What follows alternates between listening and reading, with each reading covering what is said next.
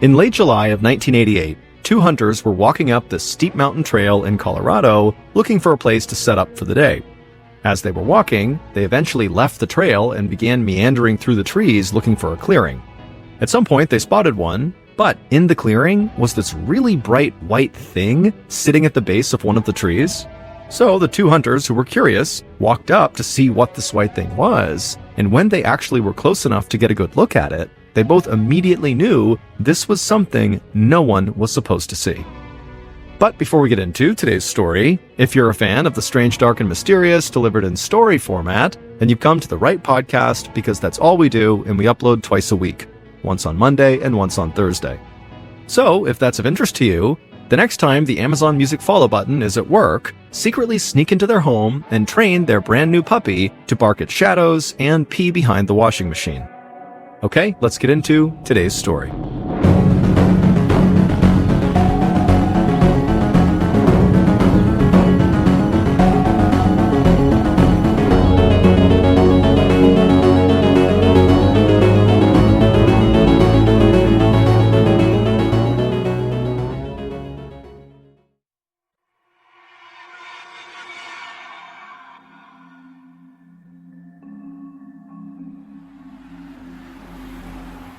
On the afternoon of June 15, 1988, a man named Keith Reinard drove down the main street of a tiny town called Silver Plume, which is located in the Rocky Mountains of Colorado.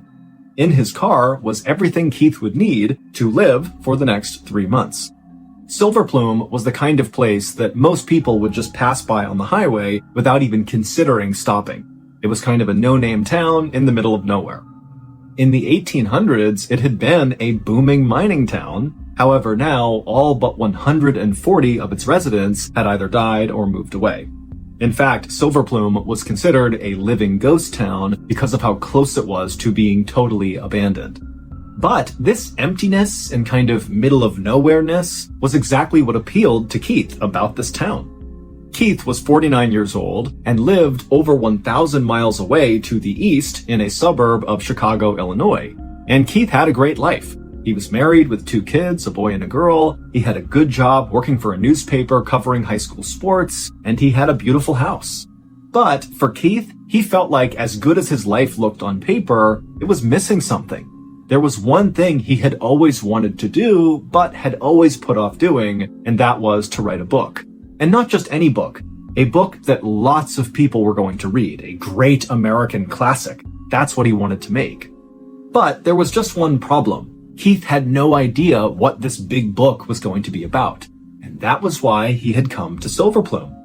Keith had taken a 3-month leave from his job and left his wife and his kids and the city all behind to come out to this town to hopefully, in this new, peaceful, quiet environment, find the inspiration he really needed to not only discover what this book would be about, but to sit down and actually write it.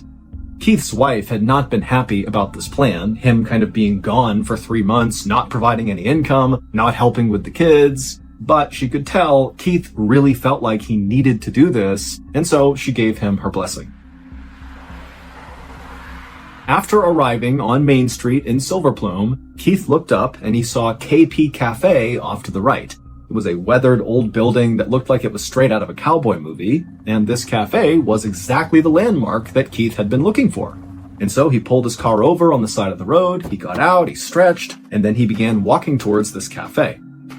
This cafe was the big hangout spot in Silver Plume for all of its 140 residents, and the reason Keith knew this was because his best friend from high school, Ted Parker, owned KP Cafe. Ted had actually been the person who inspired Keith to come to Silver Plume in the first place. He had told him about how peaceful and serene this place was, the best environment for a writer. And when Keith had told Ted that sounds great, I'm going to do it, I'm going to come to Silver Plume, Ted had told him that he also owned the store right next to KP Cafe that used to be a bookstore, but the previous tenant who ran the bookstore had talked about some big European vacation he was going on and then had just kind of vanished. And so for months now, this storefront had been vacant. And so Ted had told Keith that while he was in town, he was more than welcome to work and write out of this vacant bookshop. And so Keith, after walking up to the front window of KP Cafe, he looked inside and didn't see Ted, and so he decided he would take a moment and walk over to this vacant bookshop that would be his office. So he went next door, he pulled out the key that Ted had already sent him in advance, he unlocked the door, and he went inside. And right away, Keith was struck at what he saw. I mean, the place was full of books. Some piles of books were higher than his head, and many of the books looked rare and expensive. And Keith's first thought was, why did this guy who used to run this store just abandon all of this? This had to cost a lot of money. But Keith was far too excited about the next few months and getting this book done that he didn't really think too hard about whatever the previous owner had done, and instead he just began to daydream about what the next few months would be like and how this book was going to turn out. And as Keith was thinking about his big book project, Ted actually came into the bookstore, and when the two friends saw each other, they ran up to each other and embraced, and then before long, the two of them had gone outside and began walking around Silverplume, just chatting and catching up. And eventually, after chatting and walking around for a really long time, the pair left Silverplume and wound up walking onto this hiking trail that went up into the woods. Now, years earlier, Ted and Keith had both been avid hikers and outdoorsmen, but now, I mean, Keith had put on some weight and he really wasn't a big hiker anymore, but Ted didn't really know that. And so Ted, he's leading this hike up this trail as they're still kind of chatting and making light of things. But Keith, as he was struggling to keep up, was getting more and more anxious about this hike, and he also had a deep fear of heights, and this trail appeared to go really high up this mountain. But Keith kept telling himself that, he was here in Silverplume as much to write this book as he was to kind of have a little more adventure in his life. And so he just kept on trudging along after Ted. But eventually, Keith just could not handle how high up they were getting. He was totally terrified of being able to see the valley way down below. And so he had a sort of panic attack where he lunged and grabbed a nearby tree and hugged it like it was the only thing keeping him from falling off the mountain. And when Ted turned around and saw Keith, he rushed over to him and said, "Don't worry, everything is okay." He convinced him to let go of the tree, and then very carefully, Keith and Ted walked back down the trail back into town. And when they got down there, Ted would tell Keith he was so sorry for putting Keith in such a stressful position, and Keith kind of brushed it off and said, it's totally fine, no big deal. Even though this panic attack was very embarrassing for Keith, he wound up just kind of shifting his mental focus to getting settled into this new life he was going to be living for the next few months. And so along with this office space in this old abandoned bookstore that Keith would be using, he also rented a small apartment in the little church in town. And very quickly, Keith developed a sort of daily routine. He would get up early in his apartment and he would make his way over to the bookstore and he would sit down at his computer and he would write all day.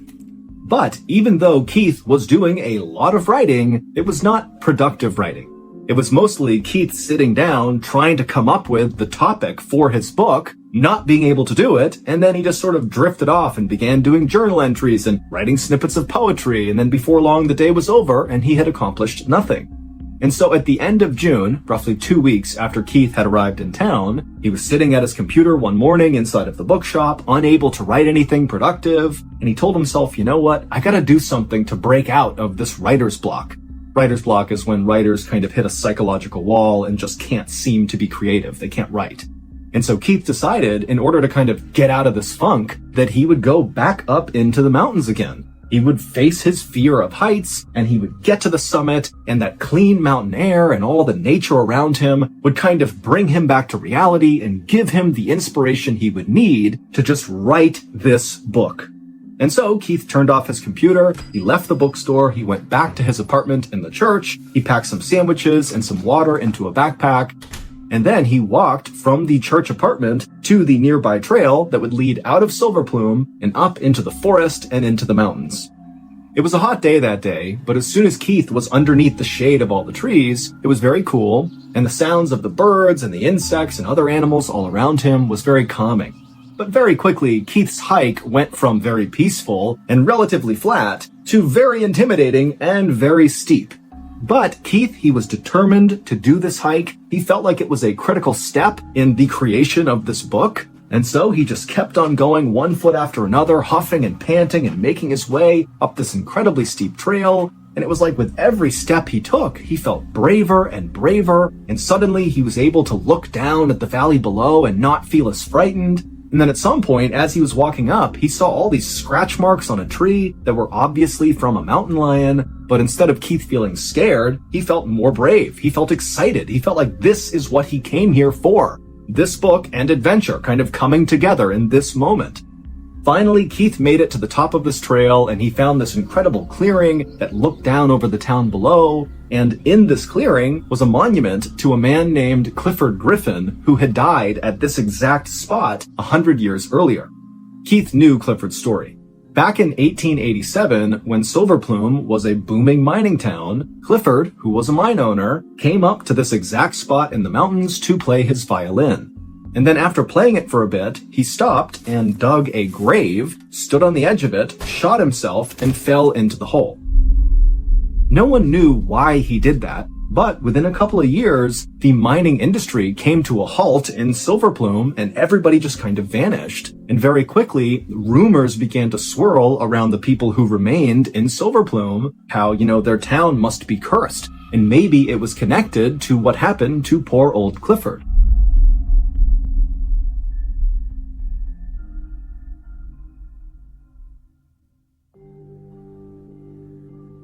After staring at this monument for a few minutes, Keith turned his attention to lunch. He pulled off his backpack, took out a sandwich, and he began eating. And as he ate, he looked back at this monument, and he thought of another strange Silverplume story, except this one hit much closer to home. It was about the man who used to run the bookstore where Keith now did all of his writing out of. This man's name was Tom Young, and it would turn out what Keith had heard about Tom when Keith first arrived in Silverplume was not entirely correct. Keith had been told that Tom had been talking about this European vacation, and so the consensus was that, he had left town and gone to Europe and just not come back. But the reality was, once Keith began asking around a little bit over those first couple of weeks he was there, was that Tom actually had been talking about this big European vacation, but then had walked into the woods up into the mountains, where Keith was right now, where this monument was, and Tom had just vanished, apparently, in these mountains. Tom apparently had been a very quirky guy who had come to Silverplume in the 1970s to kind of start a new life for himself. He had been teaching high school students in Denver, but he apparently didn't really like doing that and wanted to start over, and so that was what drew him to Silverplume. And in Silverplume, residents always saw Tom, along with his best friend, Gus, his black Labrador retriever, walking around town playing fetch. But instead of using a ball, Tom would throw a chewed-up doll's head. And then, on September 7th, 1987, so roughly 9 months before Keith arrived in Silverplume, Tom and his dog Gus had gone for a hike in the woods where Keith was, and then vanished. Now, at first, people assumed that because Tom had been talking a lot about going on this European vacation right before he vanished, that must be where he went. But when people checked his shop, they saw all of his books were still in there. It did not appear like he had packed things up. And when the sheriff looked into it, he couldn't find any evidence that Tom had ever bought any plane tickets to go to Europe. And so no one really knew what happened to Tom. It was like this big mystery. And so as Keith was standing in this clearing near this monument, thinking about Tom and his story, Keith began to realize there were a lot of similarities between him, Keith, and Tom. They both, as adults, had come to Silverplume, this kind of random place in the middle of Colorado, to get a sort of second chance in life. And they both worked out of the exact same storefront. And Keith had done some additional digging on Tom when he heard about this mystery and learned that they were almost the exact same age. Their birthdays were separated by 1 day. Also, Keith discovered that he and Tom had served in the military at almost the exact same time in the 1960s. And so as Keith was going over all these strange coincidences and weird similarities between his life and Tom's, suddenly Keith stopped chewing his sandwich and just quickly packed everything back up. He turned and began running down the trail, going back towards town. And as he ran, Keith smiled because he realized he had just discovered what his great American classic novel was going to be about. It was going to be about Tom.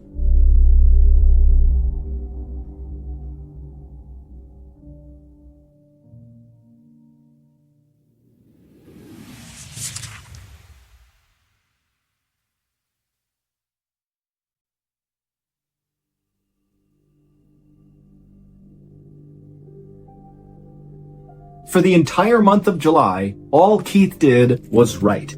He was in his office 7 days a week typing away, and then at night, when he went back to his apartment, his neighbors would see the lights on all night long. At the end of July, so by this point, Keith has been living in Silver Plume for about a month and a half, 2 hunters from Silver Plume began hiking up that same mountain trail that led up into the mountains and into the forest that Keith had gone on recently and found his inspiration for his novel. And so these 2 hunters, they're making their way up the trail, and at some point they leave the marked trail and begin kind of meandering through the trees. And as they're walking, they're kind of looking for a clearing to set up for the day. And at one point, one of the hunters happens to look up and he sees there's this really bright white thing sitting at the base of a tree in a clearing. And so these 2 hunters make their way up to this bright white thing, and as soon as they're looking down at it, they realize they have very likely stumbled on a crime scene. At their feet was this green tarp that was partially exposing this white skeleton underneath.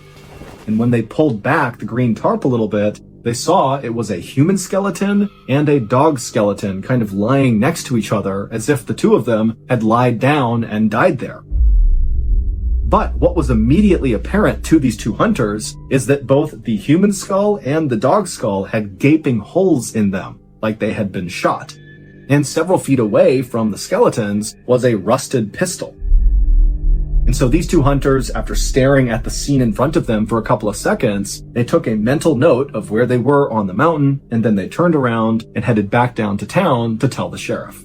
And when the sheriff went up with his deputies to go search the scene themselves, they very quickly identified that these remains belonged to Tom Young and his dog Gus. And the sheriff also found out that that pistol that was found several feet away from the 2 skeletons had been purchased by Tom just a few days before he had vanished. And so the sheriff decided that what must have happened is Tom brought his dog up into the mountains, and after shooting his dog, Tom turned and shot himself. This was a suicide. Case closed. But this explanation didn't make any sense to the people of Silver Plume. First of all, Tom loved his dog Gus. Gus was basically like his child because Tom didn't have any other family, and so why would he hurt his dog? Also, Tom was not acting remotely like someone who was going to commit suicide in the days leading up to his death. People saw him at the grocery store buying a whole bunch of groceries. He talked endlessly about how excited he was about this big European vacation. And then there was this one other thing that also made suicide seem very unlikely. When those 2 hunters had discovered Tom and Gus, they were partially covered by that green plastic tarp, but it looked very much like the wind and kind of nature in general had blown the tarp off of them, revealing the white bones that the hunters had seen. But what that meant is that very likely that tarp at one point had been totally covering their bodies. And so between that and the fact that the gun was located several feet away from where Tom was, it seemed to the people of Silver Plume that probably somebody else had shot and killed both Tom and Gus, covered them up with this tarp, and then dumped the gun several feet away. Adding to the theory that this was a murder, not a suicide, were the rumors around town that there was this nuclear weapon production facility somewhere near their town, and apparently they were illegally dumping radioactive materials into these old abandoned mine shafts near and in Silver Plume. And people thought, maybe Tom, who had military training, he was actually in the special forces in the military, maybe he had gone out and done some snooping around and discovered this illegal dumping operation, and that got him killed. When Keith heard that Tom and Gus's bodies had been discovered up in the mountains, it was absolutely devastating for Keith.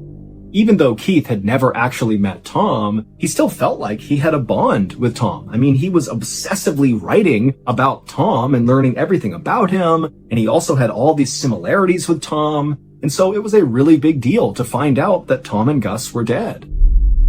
But the silver lining to this tragedy was that Keith was now armed with more information about Tom and his dog, and suddenly the ending to his big novel became clear.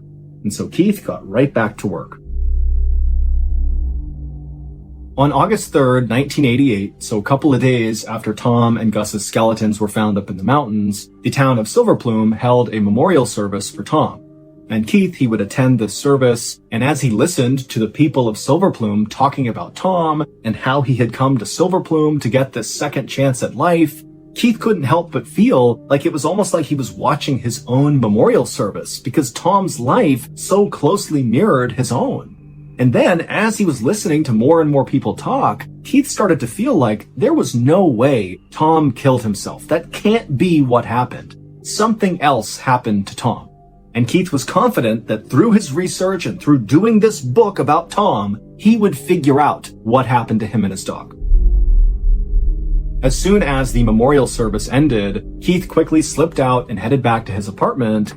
And when he went inside, he looked around at all the stacks of papers and maps and books that he was using to put together this novel. And he knew that out of all this chaos around him, this novel really was becoming a thing. He was doing it. He was gonna get this book done. But he knew there was one more thing he had to do before he could finish this book. And that was, he had to go back up into the mountains.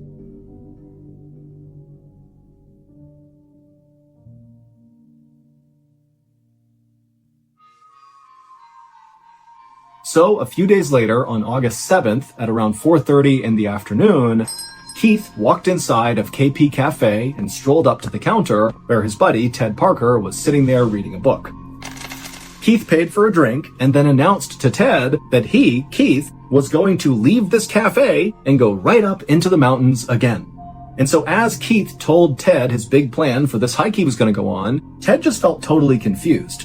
Ted's looking at Keith knowing this guy is not a confident climber. I mean, they had gone on that one hike partway up the mountain, and Keith had had a panic attack and had to go back down again.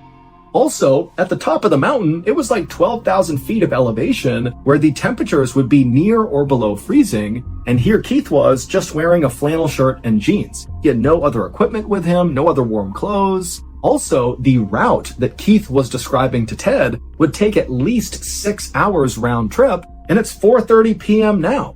And so Ted's thinking, Keith is going to get trapped up in the mountains in the middle of the night. And so Ted finally says to Keith, "I hope you're joking." But Keith would say, "I am not joking. And in fact, I'm leaving right now." And then before Ted could even protest, Keith turned around and while sipping his drink, just casually walked out of the store and began heading towards the mountains. And Ted, he thought about stopping Keith and really talking some sense into him and getting him not to do this hike. But ultimately, Ted decided to do nothing, and he told himself that he would just check on Keith the next day. And so, the next morning, Ted, instead of going to his cafe, went first to the bookstore next door to see if Keith was in there. But when he got to the door, it was clear Keith was not inside, and the door was locked, and everything was dark. And so, trying not to panic, Ted hopped right back into his car, and he drove over to the church apartment where Keith had been staying. But again, Keith was not there. And right away, Ted is like, oh my goodness, Keith is stuck up on the mountain right now. Exactly what I thought was going to happen has happened. And so right away, Ted rushed to the sheriff to tell him that Keith was missing. And after hearing what Ted had to say, the sheriff would end up launching one of the biggest search and rescue efforts in the history of Colorado. Within 24 hours of being informed of Keith's absence, there were hundreds of people, professional searchers, and just locals who wanted to help, combing this mountain trail looking for Keith. There were planes overhead, there were tracking dogs. I mean, this was a really big deal. And by this point, Keith was very well known in Silverplume. It's a tiny place. Everybody knows each other, and everyone knew that, he was working on this big book. And so people were really worried about Keith. He was one of theirs. But also, the townspeople were very creeped out by the fact that, Keith, who they knew was very similar to Tom, they knew he was writing about Tom, they knew that Keith was working out of the same storefront that Tom had been in, that now Keith had apparently vanished under the exact same circumstances as Tom. He had wandered into the woods, and that was it. And so it just felt like, how could they have these two people go missing in the exact same way? It just wasn't adding up. On August 9th, so 2 days after Keith had gone missing, and so by this point he's still missing, Ted and some friends decided they would go to Keith's apartment and look around and see if maybe there was some clue as to where Keith went or what he was going to do on this hike. And so they went into his apartment, and Ted's friends began fanning out and looking in the bedroom and looking through all the papers and documents all over the floor, and Ted sat down at Keith's computer. And so Ted fired it up. And as soon as it loaded, there was just this one document on the desktop, and it was the book that Keith was writing. And so Ted clicked on it. And right away, after reading just a couple of lines, he was yelling for his friends to come over here and look at this. And one by one, each of these guys came over and they just could not believe what they were looking at. From the first page of Keith's book, it was clear the setting for his book was Silver Plume, except he renamed it White Plume. He had created all these fictional characters as well that were obviously based on real people, but had renamed them as well. But that was not what shocked Ted and his friends. What shocked them was the main character of this book. His name was Guy Gypsum.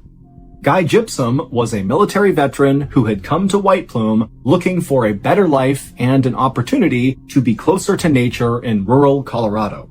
Guy was almost 50 years old, he loved to go hiking, and he worked out of a storefront that was right next to the only cafe in town. Guy Gypsum was both Keith and Tom at the same time. Keith basically had taken Tom's life and Keith's own life and merged them to create this composite character. And when Ted and his friends scrolled to the bottom of this document, they realized that Keith had written an ending for Guy Gypsum's character. These are the final words in this document. Guy Gypsum changed into some hiking boots and donned a heavy flannel shirt. He understood it all now, and his motivations. Guy closed the door and then walked off towards the lush, shadowless Colorado forests above. 5 days later, the search for Keith was called off. He was never found.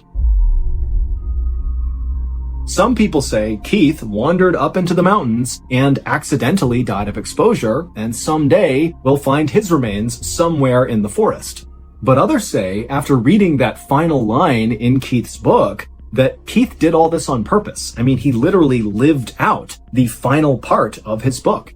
He put on his boots and his heavy flannel shirt and his jeans, and he wandered off into the lush, shadowless Colorado forest above and killed himself in order to perhaps get closer to Tom Young, the man he had kind of become obsessed with after learning they were so similar, and the man he kind of like meshed his own life with and created this weird composite character of these two lives. I mean, it seemed like a guy that had kind of spiraled into madness in writing this book and decided that death was the only way to finish the novel.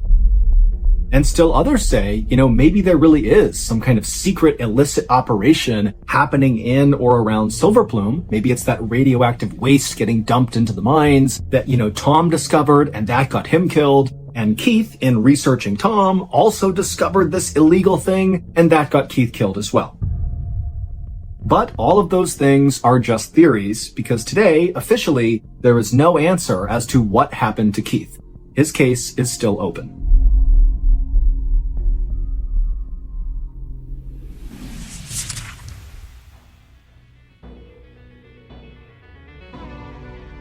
Thank you for listening to the MrBallen Podcast. If you enjoyed today's story and you're looking for more bone-chilling content, be sure to check out all of our studio's podcasts. Those are MrBallen's Medical Mysteries, Bedtime Stories, and Runful. Just search for Ballen Studios wherever you get your podcasts and you will find all of them.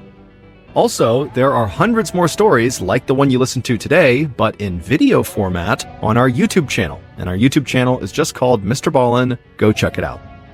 So that's going to do it. I really appreciate your support. Until next time, see ya.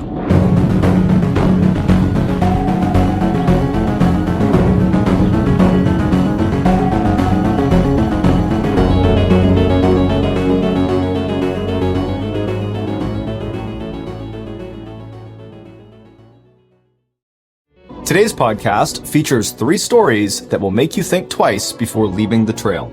The audio from all 3 of these stories has been pulled from our main YouTube channel and has been remastered for today's episode.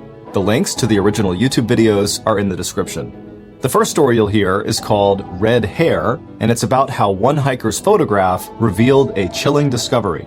The second story you'll hear is called When You Find My Body, and it's about a woman who got lost hiking on the Appalachian Trail. And the third and final story you'll hear is called SOS, and it's about a distress signal that was found deep inside of a deadly valley in Japan. But before we get into today's stories, if you're a fan of the strange, dark, and mysterious delivered in story format, then you come to the right podcast because that's all we do, and we upload twice a week, once on Monday and once on Thursday. So, if that's of interest to you, please cut all the Waldos out of a Where's Waldo book and give that to the Amazon Music follow button for their birthday. Okay, let's get into our first story called Red Hair.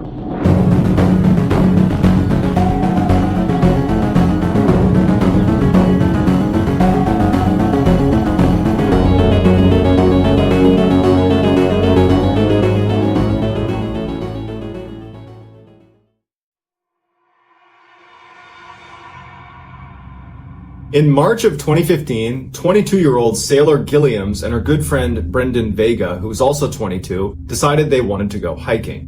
Now, they were both highly inexperienced hikers, so when they were looking in the area for places to go hiking, they were looking for novice trails, things that they would be able to manage. And they thought they had found one in Santa Barbara, California. And so they headed off in that direction and they took off on this particular trail. A little ways into their hike, and they started to feel like, man, the terrain here is pretty treacherous. This is way more difficult than we were expecting when we looked at the map. And as they continued and they're climbing over these huge boulders, and it just seems totally like an advanced trail, they start to wonder, did we veer off the trail? Worried they might be lost, they turned around and began backtracking, hoping to find the trail and find some landmark that would allow them to confirm they were on the right trail. As they're backtracking, not only do they not find the trail, but they don't find any trail. They've managed to go completely off the path and are now in this kind of random boulder field that they have no idea where it is on the map. Navigating this terrain in the daytime with light would have been difficult even for an experienced hiker. But now it's nighttime, they don't have flashlights, and they're jumping boulder to boulder, and Sailor at some point loses her footing and falls and fractures her leg. Brendan rushes over and tries to help Sailor stand up, but she can't move. And so Brendan tries to put her on his shoulders and starts walking with her. And that works for a little while until they're passing by this waterfall and they fall off of it. And they come careening down, they smash onto the ground, they survive the fall, but Brendan now has a broken elbow and Sailor now has a broken ankle on top of her broken leg.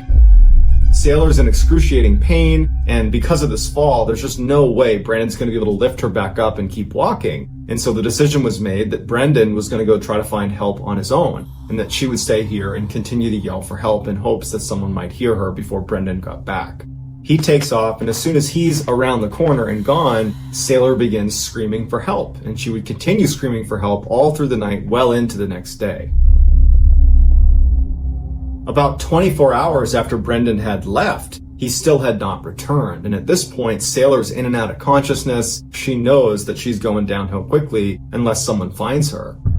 By the following afternoon, Brendan is still not back yet. So laying face down in the mud with flies buzzing all over her head, she was helpless and trapped, and there was nothing she could do but wait until either a miracle occurred and someone found her, or most likely she just dies. So at the same time that Sailor and Brendan are going through this horrible ordeal, three totally unconnected people decide they want to blow off work and school and just go escape into nature. And so they settle on a hike that would bring them to a waterfall in Santa Barbara, California. Even though this waterfall was a popular tourist attraction, it was very difficult to get to it. It basically required 45 minutes of almost uphill climbing across boulder fields. Very dangerous, and it's not something for a novice hiker to be doing. So they reach the parking lot, they take off on this hike, and when they're just at the base of the waterfall, instead of taking the main trail up to the top, the three hikers decide, let's actually go around off the trail to this pocket of boulders over here where there's a couple freshwater pools that have formed underneath the base of the waterfall. So they leave the main trail and they're climbing over these huge boulders. It's very dangerous. And at some point, one of the hikers starts taking pictures as they're kind of going across these boulders. Through the viewfinder, as they're taking pictures, they notice something out of the corner of their eye that's in frame. It was like this red flash of something. And so the hiker puts their camera down and she looks down where she sees this red, and she can tell right away that it's someone's hair. It's a girl's dyed red hair. And it was Sailor. The hikers went down to Sailor and they called 911, and they came in, they airlifted her out of there, and Sailor would actually make a full recovery. Unfortunately, Sailor's friend Brendan did not make it. They found his body about 100 meters away from where she had been laying. After the ordeal, the woman who was taking those pictures and had spotted Sailor out of the corner of her eye, she went to her camera and was flicking through some of the pictures she had taken during the hike. She had inadvertently taken a picture of Sailor before they had found her. So had it not been for these hikers being where they were and taking those pictures and noticing her red hair, this picture almost certainly would have become the last picture of Sailor Gilliam's alive.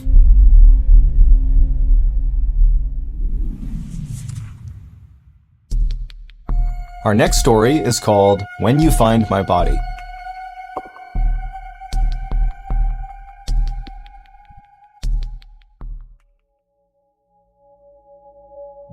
66-year-old Geraldine Largay was nicknamed Inchworm by her friends for her hilariously slow hiking pace. But her slow pace didn't stop her from doing the thing that she loved, which was to hike. And in fact, on April 23rd, 2013, Geraldine, along with one of her close friends, Jane Lee, decided to embark on this nearly 1,000-mile-long hike through the Appalachian Trail.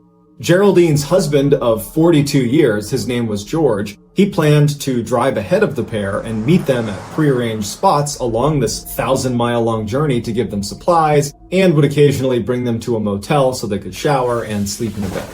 By June 30th, so more than 2 months after they had started this journey, Jane finds out that she has a family emergency and she isn't able to continue this hike. Geraldine decided she was going to finish what she started on her own, despite the fact that realistically she hated hiking alone. She was very scared, frankly, of being out in the wilderness by herself, but she only had about 200 miles left, and so she figured, what the heck, I'll finish this thing out on my own. Later, Jane would tell investigators that when she left the trail to handle this family emergency, she felt like Geraldine was a little bit in over her head. She was someone that just didn't do well hiking on her own, and she still had 200 miles to go. But Jane just had too much going on in her life, and so she didn't stick around to try to convince Geraldine to come with her. Instead, she said, "Best of luck, Geraldine, and I'll see you at the end." So for the next 3 weeks, Geraldine carried on down the Appalachian Trail on her own. And by all accounts, it was going really well. She was checking in with her family and saying, "This is the mile mark I'm at," and she was making all her rendezvous points with George to get resupplied and to go to the motel with him. And so everything was going great. Then on July 22nd, Geraldine would send a text message to her husband George saying that she thinks she's in some trouble and that she lost the trail and is now lost. And she would ask him to call the Appalachian Mountain Club and see if they had a trail maintainer that could come out and look for her and kind of get her back on track. The problem was Geraldine couldn't get these text messages to go through. There was very bad service where she was. So she begins to walk to higher ground to try to get a better cell phone signal. And so she goes up this hill and she repeatedly tries to send these text messages out to George to say, "I'm lost and I need help," but none of them were going through. She would spend the whole night trying to send text messages from this mountain before finally putting her sleeping bag down and sleeping for the night. The next morning she got up and she sent another text message, this one a little bit more urgent, to her husband. She told him that she was lost since yesterday and was off the trail 3 or even 4 miles and that he should now call the police. But that message also failed, and so none of her messages over the past 24 hours have been sent out, and so nobody knows that she's lost. But at some point that day, she decides, I'm going to just put my phone away, save the battery life, and just wait, because I'm supposed to meet my husband today, and when I don't show up, he's going to call authorities, they're going to come looking for me, and everything will be fine. She leaves the mountain and finds this area underneath a couple of trees that had some pine needles on the ground. It was relatively soft. She set up her tent underneath these trees. She hangs a silver reflective blanket up over one of the trees to try to signal to helicopters or anybody flying overhead. She even began burning some bark to create a smoke signal, and she proceeded to wait. And sure enough, later that day, George, who's waiting at the rendezvous point for his wife, she doesn't show up, and he immediately contacts the authorities, who launch a huge search to go find Geraldine. Tragically, Geraldine was actually only about a mile, maybe 2 miles off of the trail. So she was not far from where she needed to be, but because it was so densely forested, she had no way of knowing that, and sound didn't travel very well. So over the course of the next 2 weeks, as this huge search with helicopters and planes and people on horseback and hunters and all these people in the area, they didn't find her. They might have come very close to her without knowing it, but again, because it was so densely forested, they never linked up. So on August 4th, about 2 weeks into this big search, they end up scaling it back and say, "Sorry, but we can't find her."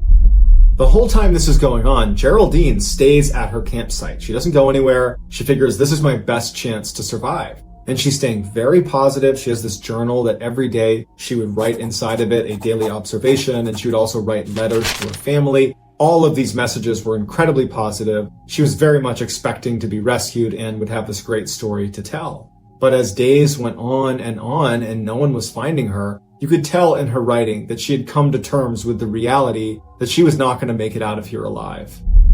And so before she died, she wrote this beautiful message to her husband and to her daughter.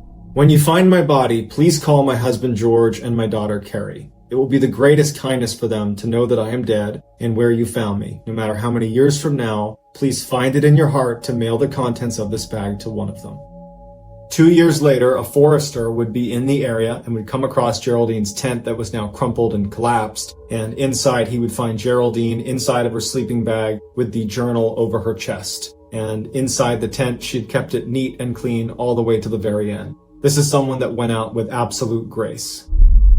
Back on July 22nd, 2013, the day Geraldine would go missing, she woke up and she was all smiles and motivated to start the day. She heads off down the Appalachian Trail at about 6:30 in the morning, and she passes by another hiker who stops Geraldine. And apparently this hiker saw Geraldine's smile and said it was so infectious that she had to take a picture of her. And so Geraldine laughed and posed for that picture. After the picture was taken, the women laughed about it and then went their separate ways. And then by 11 a.m. that morning, Geraldine was lost.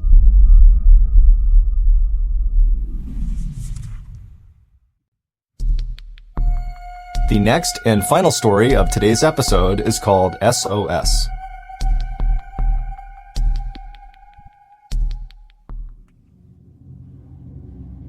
Japan is comprised of 4 major islands. The northernmost island is called Hokkaido. And on Hokkaido, there is this beautiful national park called Daisetsuzan that is nicknamed the Playground of the Gods, because the park is basically all these huge mountains that stretch up into the clouds.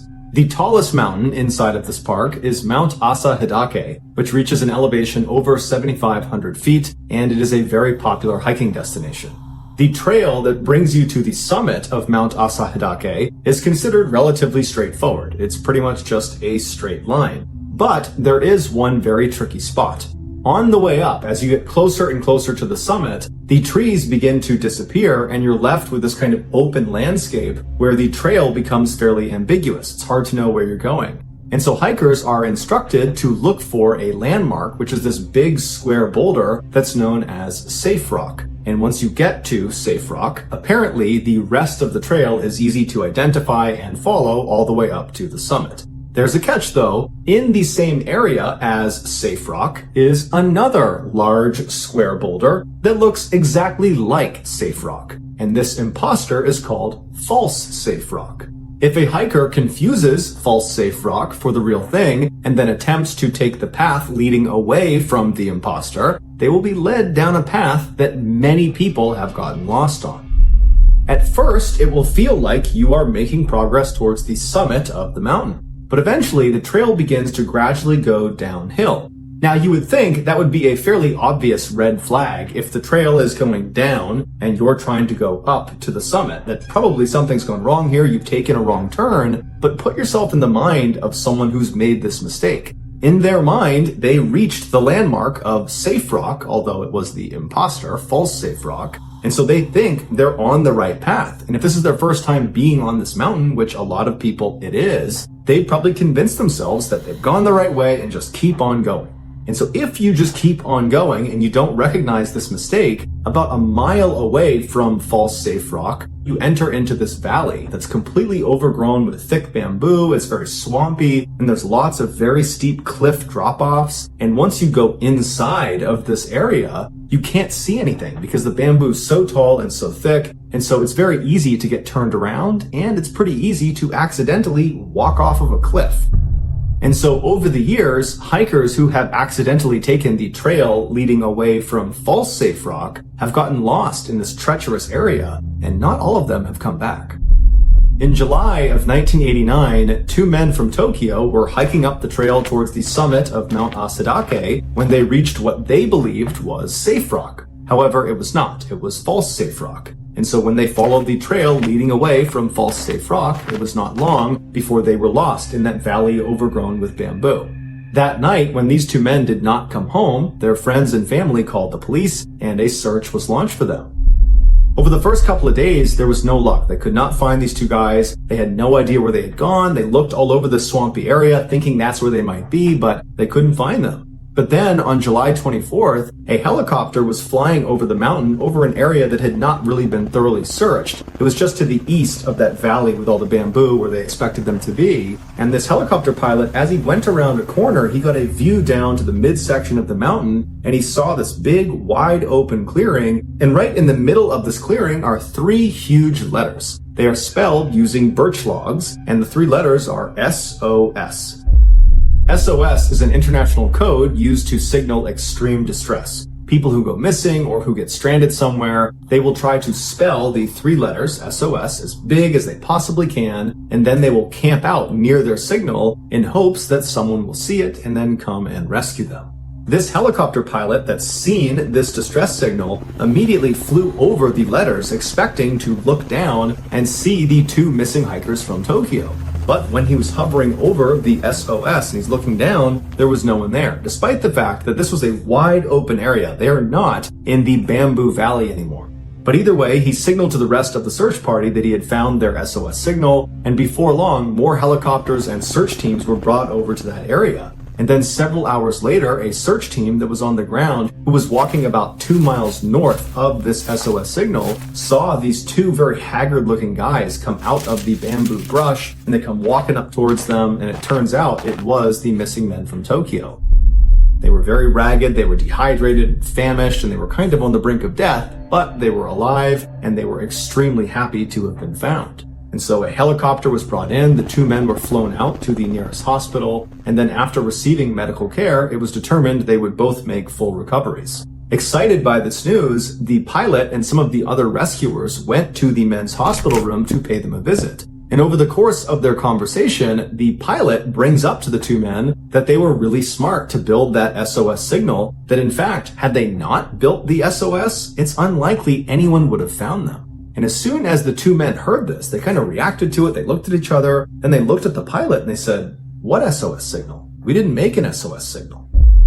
After asking the men several questions to make sure they really didn't make this signal, the pilot and the rest of the searchers said, we have to go back to the mountain. We have to go back to the SOS signal because somebody else has made it and they need our help. And so early the next morning, the searchers went back out to the mountain, back to the SOS signal to scour the area all over again. And shortly after they began this search, one of the searchers found this deep hole underneath the roots of a tree. And in this hole was a backpack. And in this backpack, amongst other things, was a driver's license and an audio recorder. The license belonged to a 25-year-old Japanese man named Kenji Iwamura, who 5 years earlier had been staying at a lodge near the mountain, and one day he had left, and on his way out, he had told the owner of this lodge that he was going for a hike to the summit of Mount Asadake. A couple of days later, when Kenji was supposed to check out of the lodge, he didn't, and so the owner went to his room, he knocked, but there was no answer, and so the owner used his master key, he opened the door, and when he looked inside, there was no Kenji, but all of his belongings were still there. And so the owner thought that was odd because the last time he saw him, he was going out for this hike, and so he put two and two together and thought, you know what, I think this guy's in trouble, so he called the police and reported him missing. A search is launched for Kenji, but Kenji was never found, and so there was always this mystery about what happened to him. Fast forward back to 1989, and these searchers are looking at this backpack, they just looked at this license, and then one of the searchers reaches in and pulls out the audio recorder and hits the play button.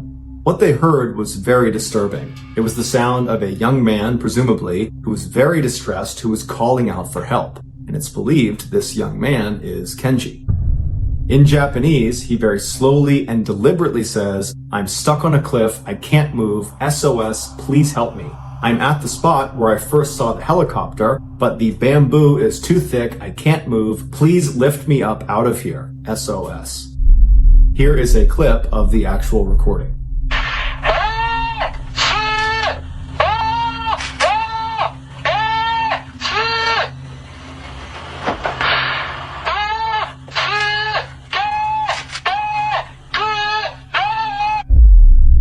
point, it seemed fairly obvious to police that based on the proximity of the backpack to the SOS letters and the fact that the recording, which was in the backpack, had Kenji literally saying SOS. He says this on the recording, that Kenji must have been the one who built this SOS sign. He must have built it back in 1984 when he got lost. And so now that the police believed they had solved the mystery of who built the SOS sign, they now needed to figure out where this person went. Where was Kenji? And so over the next several hours, searchers continued to look around the immediate area of where this backpack was found, and soon they would discover something that, according to police, solved this 5-year-old mystery. They figured out what happened to Kenji. Now, there is no official police narrative, at least not online, that explains step by step what happened to Kenji. So what I'm about to share with you is what I was able to deduce from all of the official reporting that I could find online. In 1984, Kenji left his lodge and headed for the summit of Mount Asahidake, and on the way up, he most likely mistook the false safe rock for the safe rock, and just like the two men from Tokyo would do 5 years later, Kenji went down the wrong path and got lost in that valley covered in bamboo. At some point, Kenji stopped trying to find his way back to the trail, and instead tried to just go down the mountain any way he could. And so as he's making his way through this very thick vegetation and this bamboo, he eventually gets to a point where he lowers himself down over this ledge and he lands on this cliff. And as soon as he lands, he looks over the edge and he realizes he can't go any farther. It's too steep, it's too dangerous. But when he turns around to try to climb back up, it's also too steep. So he was trapped on this ledge. And so there, on this cliff ledge, he sits and waits, hoping that someone has reported him missing and they will come and find him before he dies. And at some point, as he's sitting there waiting, a helicopter flies overhead. And Kenji most likely was elated. He probably believed they saw him and he thought he was going to get rescued, but the helicopter would eventually just fly away, giving no indication of whether they had actually seen Kenji. And so for what must have been at least a couple of days, Kenji sat on this ledge expecting this helicopter to come back, but over time he gradually came to the conclusion that that helicopter had probably not seen him and they were not coming back. There was no rescue party inbound for him.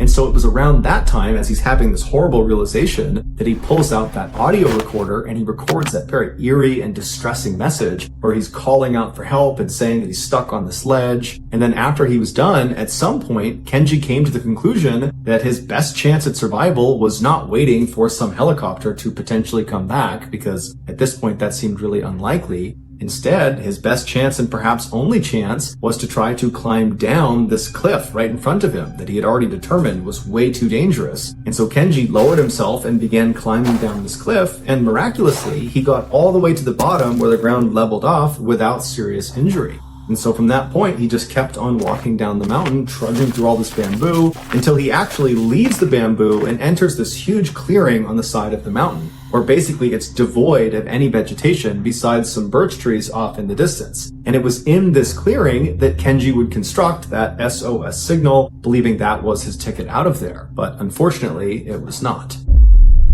5 years later, after searchers had just located Kenji's backpack underneath the roots of that tree, they would go on to make that huge discovery that solved the 5-year mystery. And that discovery was a partial human skeleton laying nearby. And eventually, that skeleton would be determined to be Kenji's. And at this point, the police said they were not suspecting foul play in Kenji's death. However, they did not release his exact cause of death. It's unclear if they just could not determine it or if they didn't want to release it publicly, but either way, we don't know what it is. And then after that, the police just closed the case and said, okay, we're done. But to the people who had been closely following this story, because this was a big deal at the time in 1989, they thought the police were kind of missing something. There was this obvious, huge discrepancy that they all figured the police were going to address at some point, and now it seemed like they weren't. And a lot of people felt like this is not a discrepancy you can just sweep under the rug. This is a really big deal. And that discrepancy was, how could Kenji have made that SOS signal?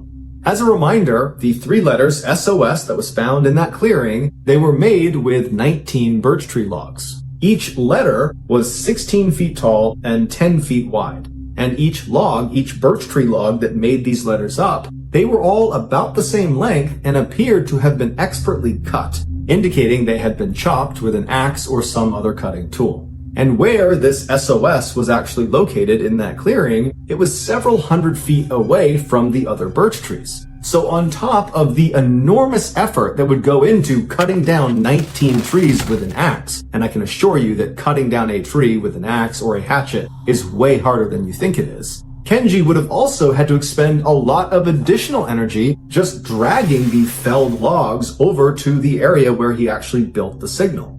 Basically, this was a gargantuan task that even for someone who was fit and healthy and strong in the best of conditions, they would still struggle with this. And so the idea that Kenji, after being missing in the wild for several days, he's probably dehydrated, he's famished, he's tired, he's sore, he's scared, he's in the worst possible shape you can be in, the idea that he pulled this off is kind of unbelievable. And in fact, the person who did Kenji's autopsy would say that Kenji was not physically capable of putting together that SOS signal. He was just too weak. And there's another complication to factor in. There was no axe or any other cutting tool found anywhere near the SOS signal, near the skeleton, near the backpack, nowhere. There was no cutting tool. So either Kenji did have an axe and somehow mustered the superhuman strength necessary to chop down 19 trees and then he built this SOS signal, in which case, why didn't the authorities find the axe? Or Kenji did not have an axe. In which case, why were there 19 perfectly cut birch logs just laying around in an area that virtually no one went intentionally?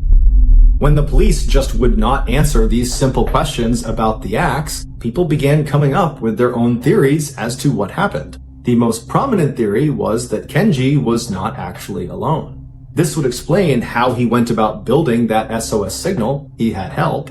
And it would also explain why Kenji's family, when they heard that audio recording for the first time, they said, that doesn't sound like our son.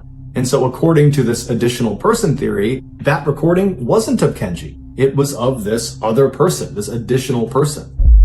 People who subscribe to this theory also point out that originally the skeleton was not classified as belonging to Kenji. It was classified as belonging to some unknown female with type O blood. The media and the public went crazy at this revelation, and very quickly the police were being hit with lots of questions about this development, which they had no idea what to say about it. And so they looked kind of bad in the media, they didn't have very many answers, they didn't have any leads, the pressure was building, and then all of a sudden the police say, oh, we looked at the bones again, and it turns out they were not type O blood female, they were actually type A blood male, which conveniently is the same sex and blood type as Kenji. Some say this was a pure fabrication by police to very conveniently tie up all the loose ends of a case they were doing a very bad job solving, that in reality, those were not Kenji's bones. Kenji's still somewhere out there, we haven't found him yet, and those bones belong to some unknown female with type O blood. And she was the additional person. But the reality is, even if this additional person theory is plausible, it's highly unlikely it will ever be looked at seriously by authorities because at this point, the case is considered closed. So as of now, the only thing we can all say with certainty is that an SOS sign on the side of this mountain saved the lives of 2 men from Tokyo in 1989. But exactly who the sign builder or builders were and then what happened to them still remains a mystery for many people.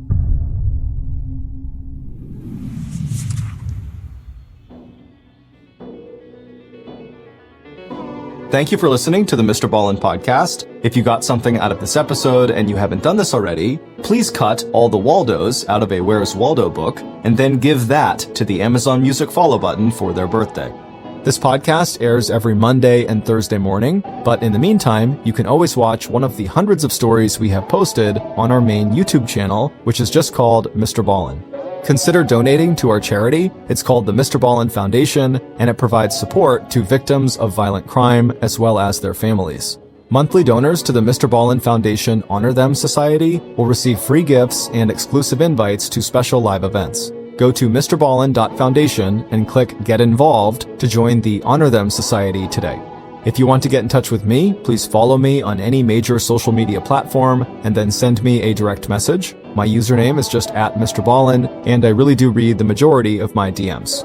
To check out our merchandise, to join our Discord server, or see what announcements are coming out of our studio, head on over to our brand new website, ballenstudios.com. So that's going to do it. I really appreciate your support. Until next time, see ya.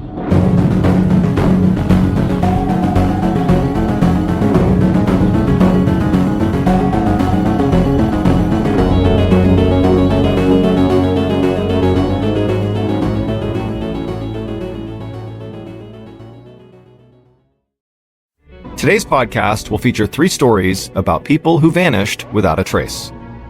The audio from all 3 of these stories has been pulled from our main YouTube channel and has been remastered for today's episode. The links to the original YouTube videos are in the description. The first story you'll hear is called Not Human, and it's about a child who goes missing on an old logging road. The second story you'll hear is called M Cave, and it's about a vlogger who goes looking for a mysterious cave near the infamous Area 51. And the third and final story you'll hear is called Mine is Mine, and it's about a rugged old man who heads into the wilderness to try to do something that many people before him have died trying to do. But before we get into today's stories, if you're a fan of the strange, dark, and mysterious delivered in story format, then you've come to the right podcast, because that's all we do, and we upload twice a week, once on Monday and once on Thursday. So, if that's of interest to you, please sneak into the Amazon Music follow button's house and replace all of their baby carrots with regular-sized carrots. Okay, let's get into our first story called Not Human.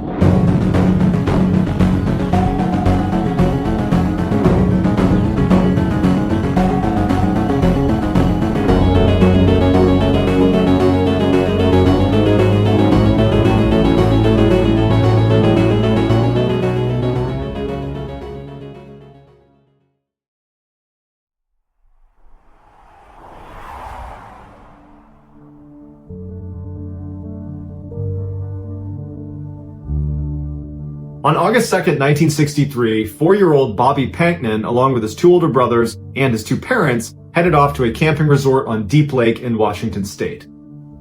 The following day, Mrs. Panknin, whose name was Edna, decides she wants to take her 3 sons down a logging road that was right behind their campsite that she had heard fed out to this beautiful little waterfall that she thought her sons would like to see. Edna gets the boys ready, she says bye to Mr. Panknin, and then she and her sons take off down this logging road. And as soon as she's on the road, it occurs to her that it's totally overgrown. The grass is really high. It's, rocky and bumpy. And she's thinking to herself, there's no way any vehicle is getting down this road. And probably there's been no vehicles on this road for a very long time. This is a very isolated place on this campsite. So they walk for a little ways on this overgrown logging road until they see there's a turnoff that leads down to the water and this little waterfall. And so right away, she saw there was all this brush they were going to need to walk through, and the ground looked pretty rough. And Bobby, her youngest, the 4-year-old, he didn't have shoes on. He was going through a phase where he refused to wear shoes. And so it hadn't really mattered the entire duration of walking up the road, but it seemed like this might be too much for him to walk on. And so she told Bobby to wait on the road, and she told her other son, Jimmy, the 6-year-old, to wait next to him. Those 2 would stay on the road together, while she and Bill, the 10-year-old, would go past the brush, go down to the water, check it out for a couple of minutes, and then she would come back, she would pick up Bobby, and Jimmy would come along, and then they would go down and look at the water, and then they would leave. Bobby didn't seem to mind, so he just sat on the road, and Jimmy was a little bit frustrated that he couldn't go with the first group, but he sat down too, and Bill and Edna took off past this brush down to the water. Now, the distance between where Bill and Edna and where Bobby and Jimmy were was only about 10 feet. There was just this brush right in the middle of them that did obscure their view. They could not see each other, but they are very close to each other. And so Jimmy is sitting next to Bobby, and he's getting increasingly more and more restless. He wants to go down and look at the waterfall. He wants to be down there with his older brother and his mom. And so at some point, he just can't take it anymore. And Jimmy does something that to this day, he regrets every single day. And that is, he got up and left his brother. He went through the brush down to where Bill and Edna were. And as soon as Edna saw him, she was mad at him, and she goes, "What? You left Bobby up there? Come on." And so they turned around after about 60 seconds and went right back up. And when they got back, Bobby was gone. And at first, they're not like, oh my goodness, someone's abducted Bobby, because there's no one on this road. They'd come up here and recognize that it's very remote, it's isolated, there's no cars that come through here, they hadn't heard anything. And so their first instinct was, okay, he probably got up, and is behind a tree, or he walked down the hill over here, or he's nearby. And so they're yelling for him, they're walking around, and no one's panicking yet. In fact, really, Edna was just annoyed with Jimmy that he had left, Bobby, and that he's to blame right now, but it's just an inconvenience at this point. But after a couple of minutes, when they can't get Bobby to yell back where he is, they start to realize they might have a problem here. And so Edna becomes more panicked, and she's yelling at the top of her lungs for her son. She's having her other two sons go look down by the water, go look over there, but there's no trace of him. And they can't believe it. It didn't make any sense because, he's 4, he's got no shoes on, they didn't hear anything. How could he be gone? But he was gone. And so finally, after a couple of minutes, Edna rounded up her other two boys and they ran all the way back to the campsite where they got Mr. Panknin and they hailed the police, and very quickly, a big search was launched up on that logging road.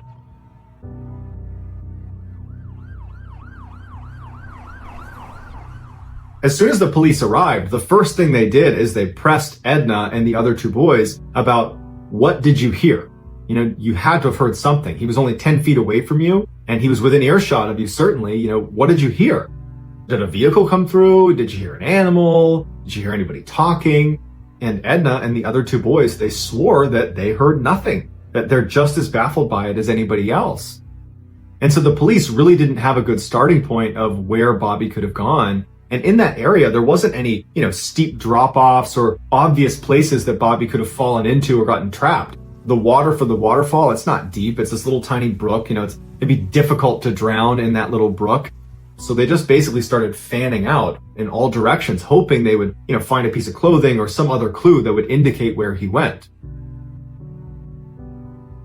After 3 days of searching that yielded nothing, they finally brought in a bloodhound to try to find him based on scent. And so they had the dog smell one of Bobby's shoes, and the dog immediately seemed to key in on his scent in the area where Bobby had gone missing. And the dog turns and starts running up the logging road away from the campsite, so farther into the forest. And it runs for almost 2 miles. And it never seems to waver. It's clearly picked up Bobby's scent. And it stops at this fork in the road about 2 miles away from where Bobby had gone missing. And it keys in on this one area right at the fork where there wasn't anything significant. It was just this bare patch of dirt. And so the police, they uncover the dirt a little bit. There's nothing there. They're looking around the area. That there's no indication that Bobby was ever here. So they give the scent back to the dog. And again, the dog just keeps tracking to this one section in this fork in the road. But they didn't know what to do with that information because there was nothing there.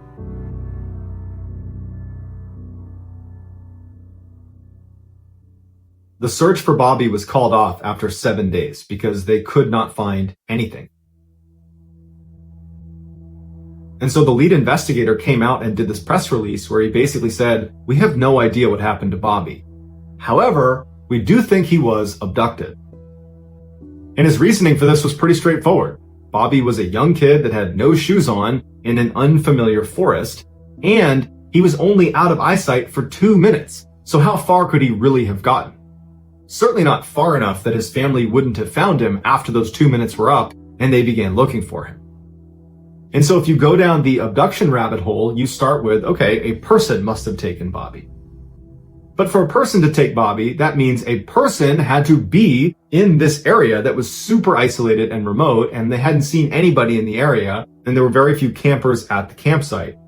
So realistically, if a person was going to abduct Bobby, they had to have been planning it and had to have been hiding in the trees and were stalking this family until they got to that spot where Jimmy left Bobby, and then this person, runs out of the tree line, runs over to Bobby, picks him up without Bobby making a sound, he muffles him, and he runs away into the woods carrying this child, all in a 2-minute window, which was a totally abrupt window. It wasn't like this obvious thing that Bobby was going to be left alone. It looked like Jimmy was going to be sitting there with him, which would have been a deterrent, you would think, if someone was trying to abduct Bobby. But nonetheless, this window presents itself and this person runs down and takes Bobby. It just seems like that person would need to be really fixated on Bobby, one, and there wasn't a clear reason for why anyone would be very fixated on Bobby or this family. And two, they would need to be very strong and quick and agile, more than the average person. So we're talking like a professional athlete level of agility and physical fitness. And so while it's certainly possible that a professional athlete had been stalking this family and then ran down in this tiny little window of time and stole Bobby away without getting detected and then evaded the law for 7 days in the middle of the woods, while that's possible, it's pretty unlikely. And investigators reached this conclusion. They thought, it does seem pretty unlikely that a person did this. So they moved on to animals and they said, okay, maybe a bear took Bobby. And so they brought out bear sniffing dogs to search the area for signs that a bear had been there, and there hadn't been. And so they said, okay, maybe a cougar had been there. And so they brought out a cougar expert who looked around the area, and there was no signs of a cougar in the area. Plus, there was no blood anywhere around the area where Bobby had been taken. There was no drag marks where if a predator were to grab you, they would need to drag you away. There was no drag marks. So it seemed like, okay, the large predator theory also has problems with it. And so the next theory offered up was, well, maybe a giant eagle swooped down and picked Bobby up and flew him away, which would account for why maybe it was quiet and there was no drag marks, there was no blood, and why he's just gone. But that was when authorities said, okay, we clearly have no clue. And so that's why they gave the press release and basically said, we just don't know. And so while we probably will never know what happened to Bobby, it does seem likely that something took him. And whatever that something was, it was intelligent, it was fast, it was strong, it was agile, and it had been watching that family. Because as soon as that 2-minute window presented itself, where Jimmy was gone and Bobby was vulnerable, it swept in so fast that no one heard it, no one saw it, and it took Bobby somewhere and did something to him. And whatever it did, it probably wasn't good.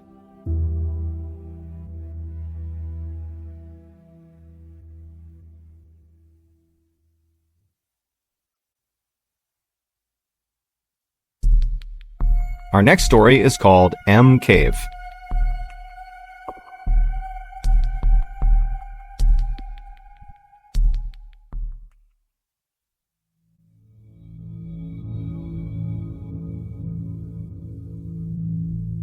In 2014, Kenny Veach was an avid long-distance hiker that spent lots of his time hiking around the Mojave Desert in search of caves and abandoned mine shafts to go check out. Sometimes he'd bring his girlfriend with him, but most of the time he was on his own and he would stay out for a couple of days at a time. Kenny was constantly on YouTube watching hiking videos and anything to do with the Mojave Desert. And Kenny was a regular commenter on all of those types of videos. In June of 2014, Kenny must have watched this video called Son of an Area 51 Technician because he had left this comment where he was telling the community that had watched this video that he had had a very strange thing happen to him when he was out hiking near Area 51. For those that don't know what Area 51 is, it's a highly confidential United States Air Force installation that is frequently looped into alien conspiracy theories. Kenny goes on to describe this strange event, and he said he found this cave entrance on the side of this mountain that was shaped like an uppercase M.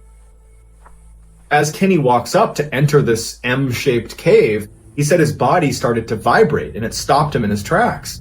And he said he didn't know what it was, but as he walked closer and closer, his body just continued to vibrate to the point where he said he just had to turn around and leave. That he knew something was wrong with this cave and he could not go inside. And so he said he turned around and he left. His comment got a lot of traction on this video, and a lot of people jumped on and were like, well, I don't really believe you, one. But if that is true, you got to go back. You got to go back there and explore it. You got to document this. Whatever this is, we want to know what it is. They were basically egging him on to go back and check it out. Kenny responded to his critics and said, I'm telling you the truth. I know what I saw. This cave was different. I go out in the desert all the time looking for caves, and I go in them. That's what I do. This one was different, and that's why I didn't go in it. But people just kept egging him on to go back and check it out and to film it, show documentation of this thing. And so finally he agrees.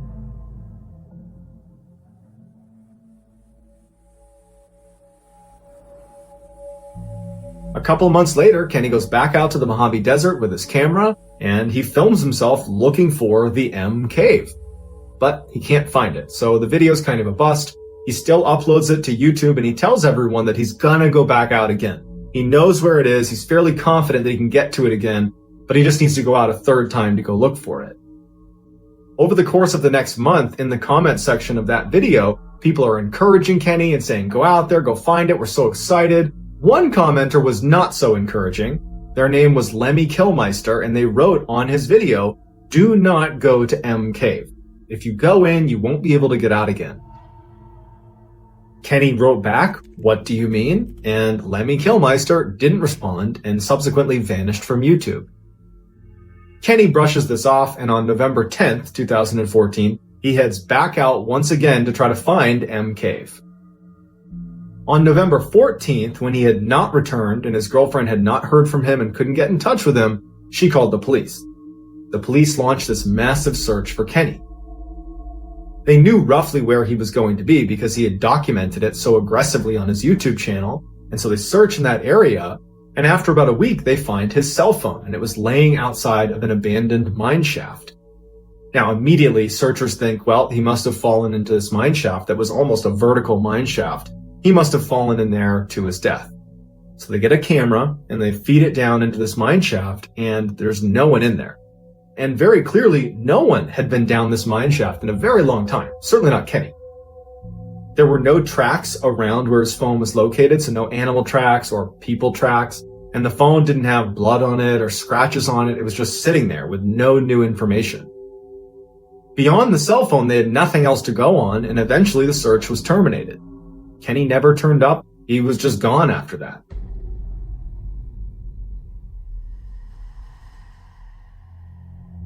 While it's pretty easy for people to chalk up this whole M Cave thing as total nonsense and that they believe all that happened is Kenny went out into the wilderness of the Mojave Desert and ultimately got lost and died, and that's fair, I do want to offer up one thing about his description of being near the cave, that first time he saw it. He described his body vibrating to the point where he couldn't go any further and he had to turn around and leave. The United States military uses these things called access denial systems around their highly classified installations. Anywhere where you cannot risk someone getting in, like a fence isn't good enough, they use these machines that fire beams at people that get too close. They're non-lethal, but it's like being thrust inside of a microwave. You feel hot and really uncomfortable, and you turn around and you get the heck out of there. The fact that Kenny was right near Area 51, a highly confidential area, regardless of alien conspiracies, it's a known highly confidential base. And he's discovering this strange cave entrance that doesn't look like other cave entrances, and he's walking up to it describing basically what it feels like to be hit with an access denial system. It makes you wonder, did he discover some secret entrance to some secret base? Or is this a bunch of crap and he just got lost in the desert and died? We don't know. But what we do know is that his search for M Cave probably ended his life.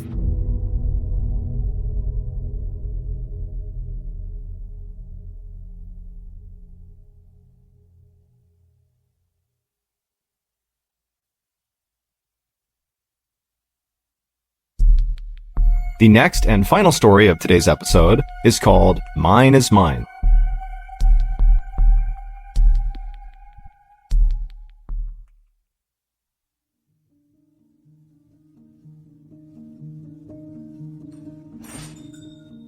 On an early morning in August of 1931, an 86-year-old man carrying a massive backpack limped into a supply store in the tiny town of Alvin, British Columbia, Canada. This man's name was Robert Brown, but everyone knew him as Volcanic, because decades earlier he had discovered a gold mine in Volcanic City, Canada. Volcanic had actually made his living as a gold prospector, and he had been so good at it that he had been able to retire early. And so these days, as an 86-year-old man, he pretty much got to do whatever he wanted, whenever he wanted. And so inside of this supply store, a young man at the cash register smiled at Volcanic and offered to let him keep his backpack at the front of the store while Volcanic shopped. And Volcanic kind of scowled back at him. I mean, he took offense to this.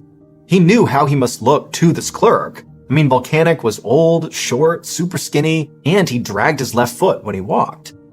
And so he figured, this kid must think he's weak. And Volcanic hated that. He did not think he was weak. And so he said to the guy, "No, I can carry my bag myself, thank you very much." Then, to show the clerk there was more to him than met the eye, Volcanic flashed this big grin, revealing this gaudy, enormous set of gold teeth that he had bought when he had struck it rich in Volcanic City.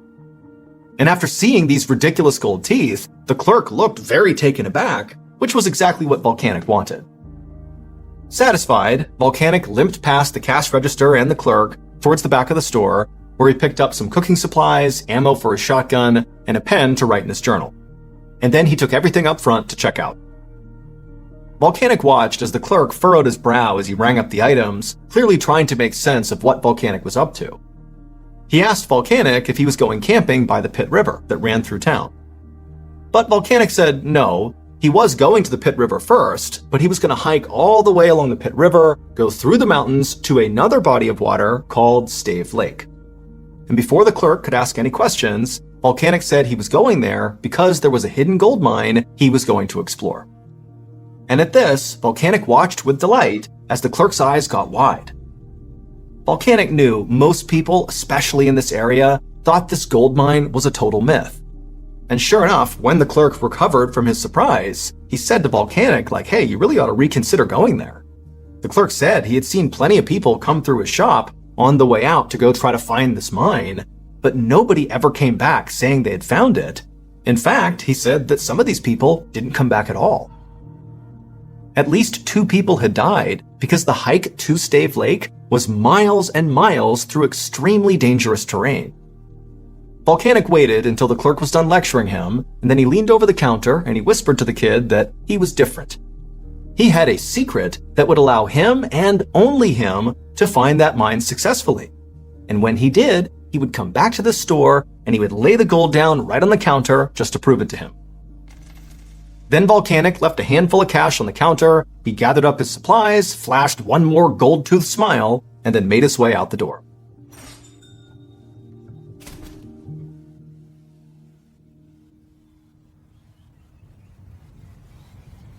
A few hours later, Volcanic hiked uphill along the rocky banks of the Pit River. He'd only covered about 5 miles so far, because after all, he was 86 with a bum left foot, and so he moved pretty slowly these days. But even still, only 5 miles into the journey, he already felt totally cut off from civilization. The Pit River was about 1,000 feet across, and it was surrounded on either side by a thick forest. Volcanic was hiking parallel with the river, with the water on his right and the trees on his left. It was a stark and isolated setting that would make most people feel small and vulnerable. But after so many years working as a gold prospector, Volcanic was very accustomed to being out in the wilderness all by himself, so this felt normal. Now, of course, decades had passed since the last time Volcanic was a gold prospector, but even now, at his old age, he still felt like he was the skilled outdoorsman he once was. Volcanic kept on hiking uphill, staying close to the shore's edge, until the sun began to set. And by that point, the trees on the left had begun to thin out, and Volcanic was finally able to see kind of far out beyond in the direction he was going. And he saw off in the distance there were all these mountains. And as soon as he could see these mountains, he pulled out his journal, and he flipped to the last page, and he studied the page, and then looked at the mountains, and he smiled. It was going to take weeks to reach the gold mine, but he knew he was going the right way. Because on that last page of his journal was a map.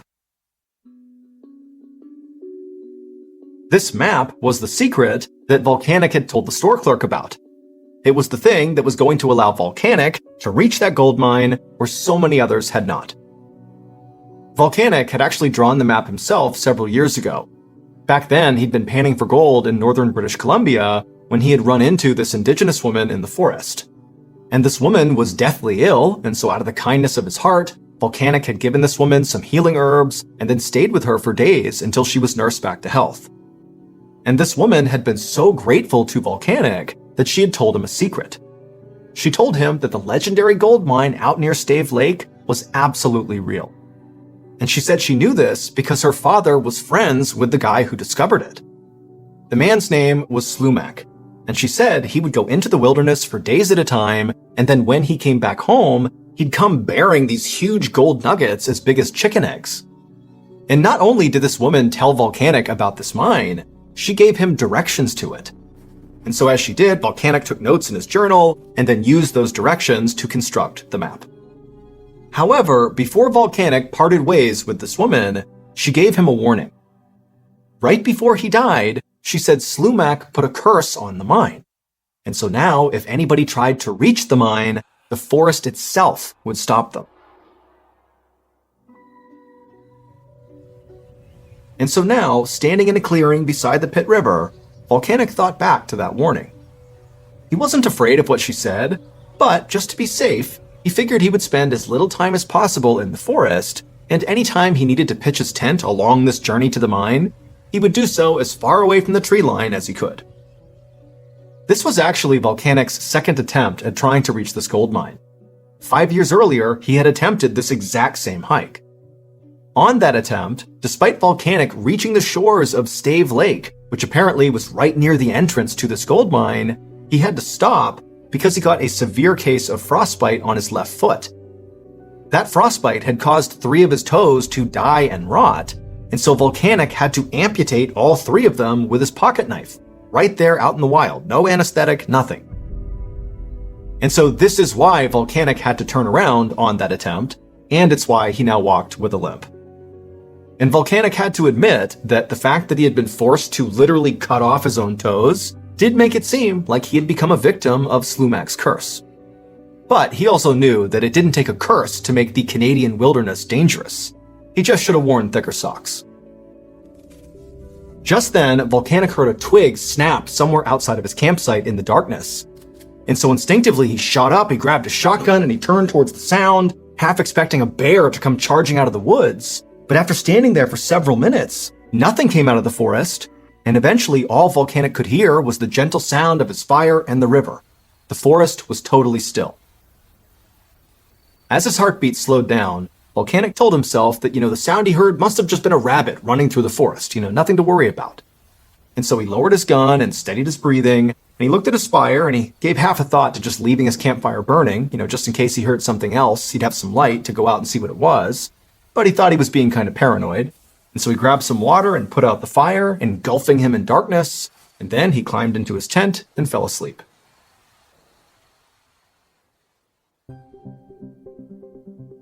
The next morning, Volcanic got up at sunrise, packed up his tent and his camping gear, and then hiked all day long. And he did this day in and day out, dragging his left foot behind him for over a month. Volcanic knew he was moving much slower than a younger, healthier man would. Some days, he could barely travel a mile before feeling so exhausted that he would have to stop. But despite becoming skinnier and more ragged by the day, Volcanic kept on hiking.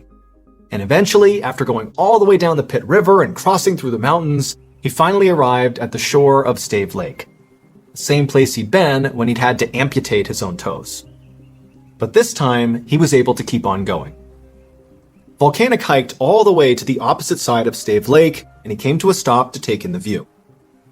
Surrounding the lake were all these huge rolling mountains, and in one spot, Volcanic noticed the mountains dipped down and formed a natural bowl in the earth that was filled with this gorgeous bluish-white ice. Now, even though Volcanic had never been to this place before, he knew instinctively that that had to be Stave Glacier. And this glacier meant everything to Volcanic because it was the last major landmark on his map on the way to this mine. According to his map, the entrance to the gold mine was located on the side of a mountain not far from the glacier. Now, Volcanic wanted to keep pushing forward and try to get to this entrance as soon as possible. He was excited, but the sun was starting to go down, and he knew if he kept on going at night, the risk of injury was quite high. He could slip and fall.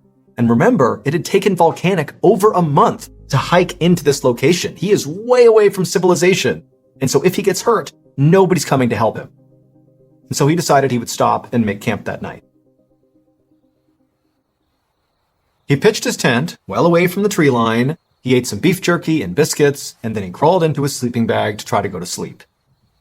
But he couldn't. He was too excited about this mine. He was so close. And so he laid there restlessly for hours, listening to the sound of the wind pick up outside. Now, normally, the sound of the wind would help Volcanic fall asleep. But tonight, it was not helping. It was actually making him feel really uneasy. The wind was loud and fast howling across the lake, and that's when Volcanic noticed that despite all the noise outside, when he looked at the fabric of his tent, it wasn't moving with the wind. It was totally stationary. And so Volcanic sat up and he opened up the flap of his tent and looked outside. And the second he did, it got even louder, the howling wind. But he couldn't feel any wind blowing. And so he struck a match and he held it out in front of his tent. And the flame didn't even flicker, again, despite all this crazy howling sounds. And that's when he realized there was no wind. And so feeling totally unsettled, Volcanic closed the flap of his tent, got back in his sleeping bag, clutching his gun, listening to this horrifying sound outside that he couldn't make any sense of. And then by the morning, when the sun came up, the sound just went away. By this point, Volcanic was so anxious just to leave and go to this mine that he didn't eat any breakfast. He just grabbed his journal, tore the map out of the last page, tucked it in his back pocket, and he started hiking. He still felt very uneasy about the phantom wind he had heard all night long, but now his sole focus was on this mine. He knew that if he could find it, he would not only have infinite riches, but he would also go down in history as like the greatest gold prospector ever, and on top of that, on the way back out again, he could stop at that supply store and drop some gold on the counter and rub it in that clerk's face, just like he said he would. Volcanic made his way first towards the glacier and then up the side of a mountain. He dodged tree limbs and climbed over boulders, all the while dragging his left foot on the ground. And then finally, up ahead, he saw this dark hole on the side of a mountain, and it looked like the entrance to a cave. Now, Volcanic could not see very far into that cave, but he was certain the gold mine had to be inside of there. And so with a rush of excitement, he made his way up to the dark entryway, and he stepped inside.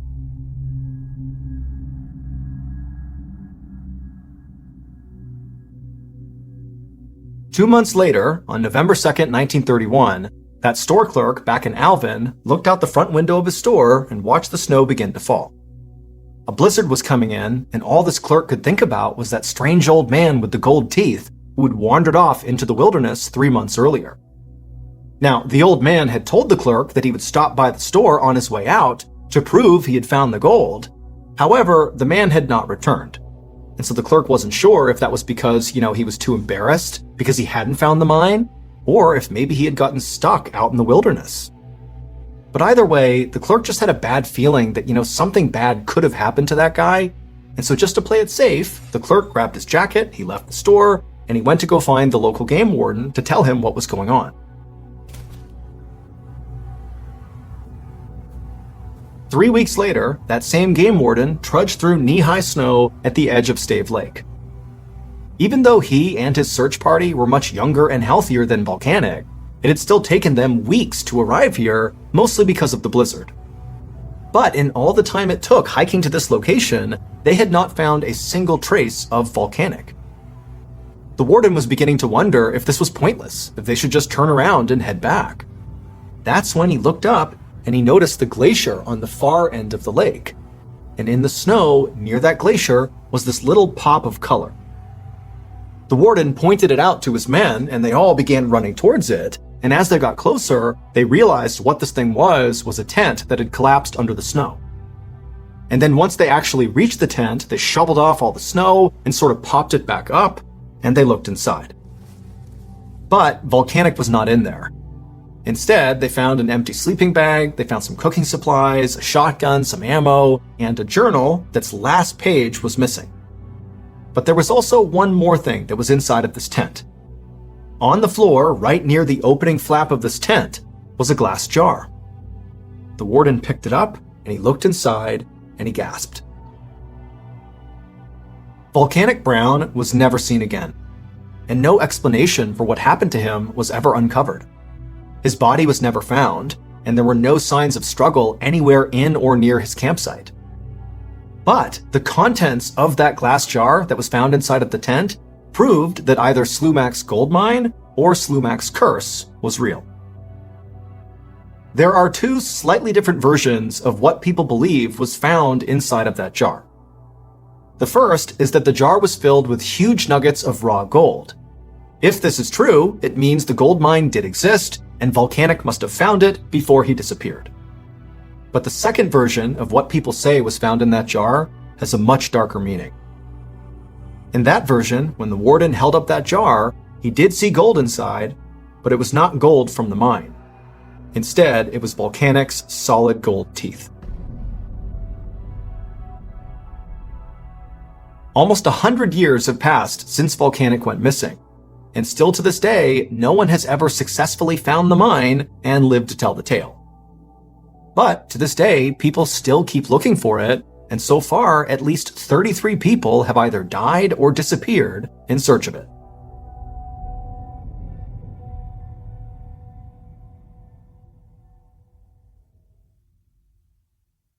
A quick note about our stories. They are all based on true events, but we sometimes use pseudonyms to protect the people involved, and some details are fictionalized for dramatic purposes. Thank you for listening to the MrBallen Podcast. If you enjoyed today's stories and you're looking for more bone-chilling content, be sure to check out all of our studio's podcasts. This podcast, the MrBallen Podcast, and also MrBallen's Medical Mysteries, Bedtime Stories, Wartime Stories, Run Fool, and Redacted. Just search for Ballen Studios wherever you get your podcasts to find all of these shows. To watch hundreds more stories just like the ones you heard today, head over to our YouTube channel, which is just called MrBallen. So that's going to do it. I really appreciate your support. Until next time, see ya.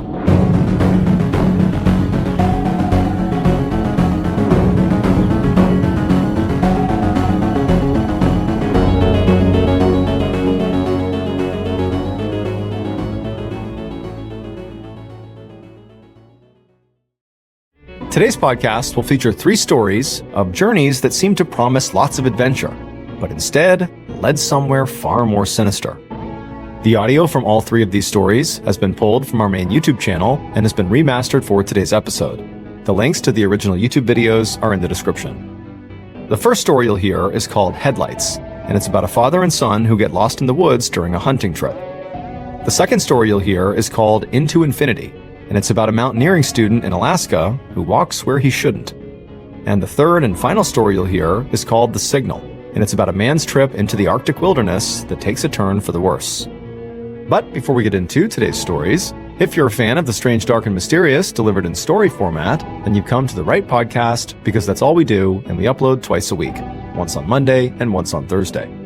So if that's of interest to you, the next time the Amazon Music follow button asks you to edit one of their YouTube videos, agree to do it, but then just permanently delete their channel. Okay, let's get into our first story called Headlights.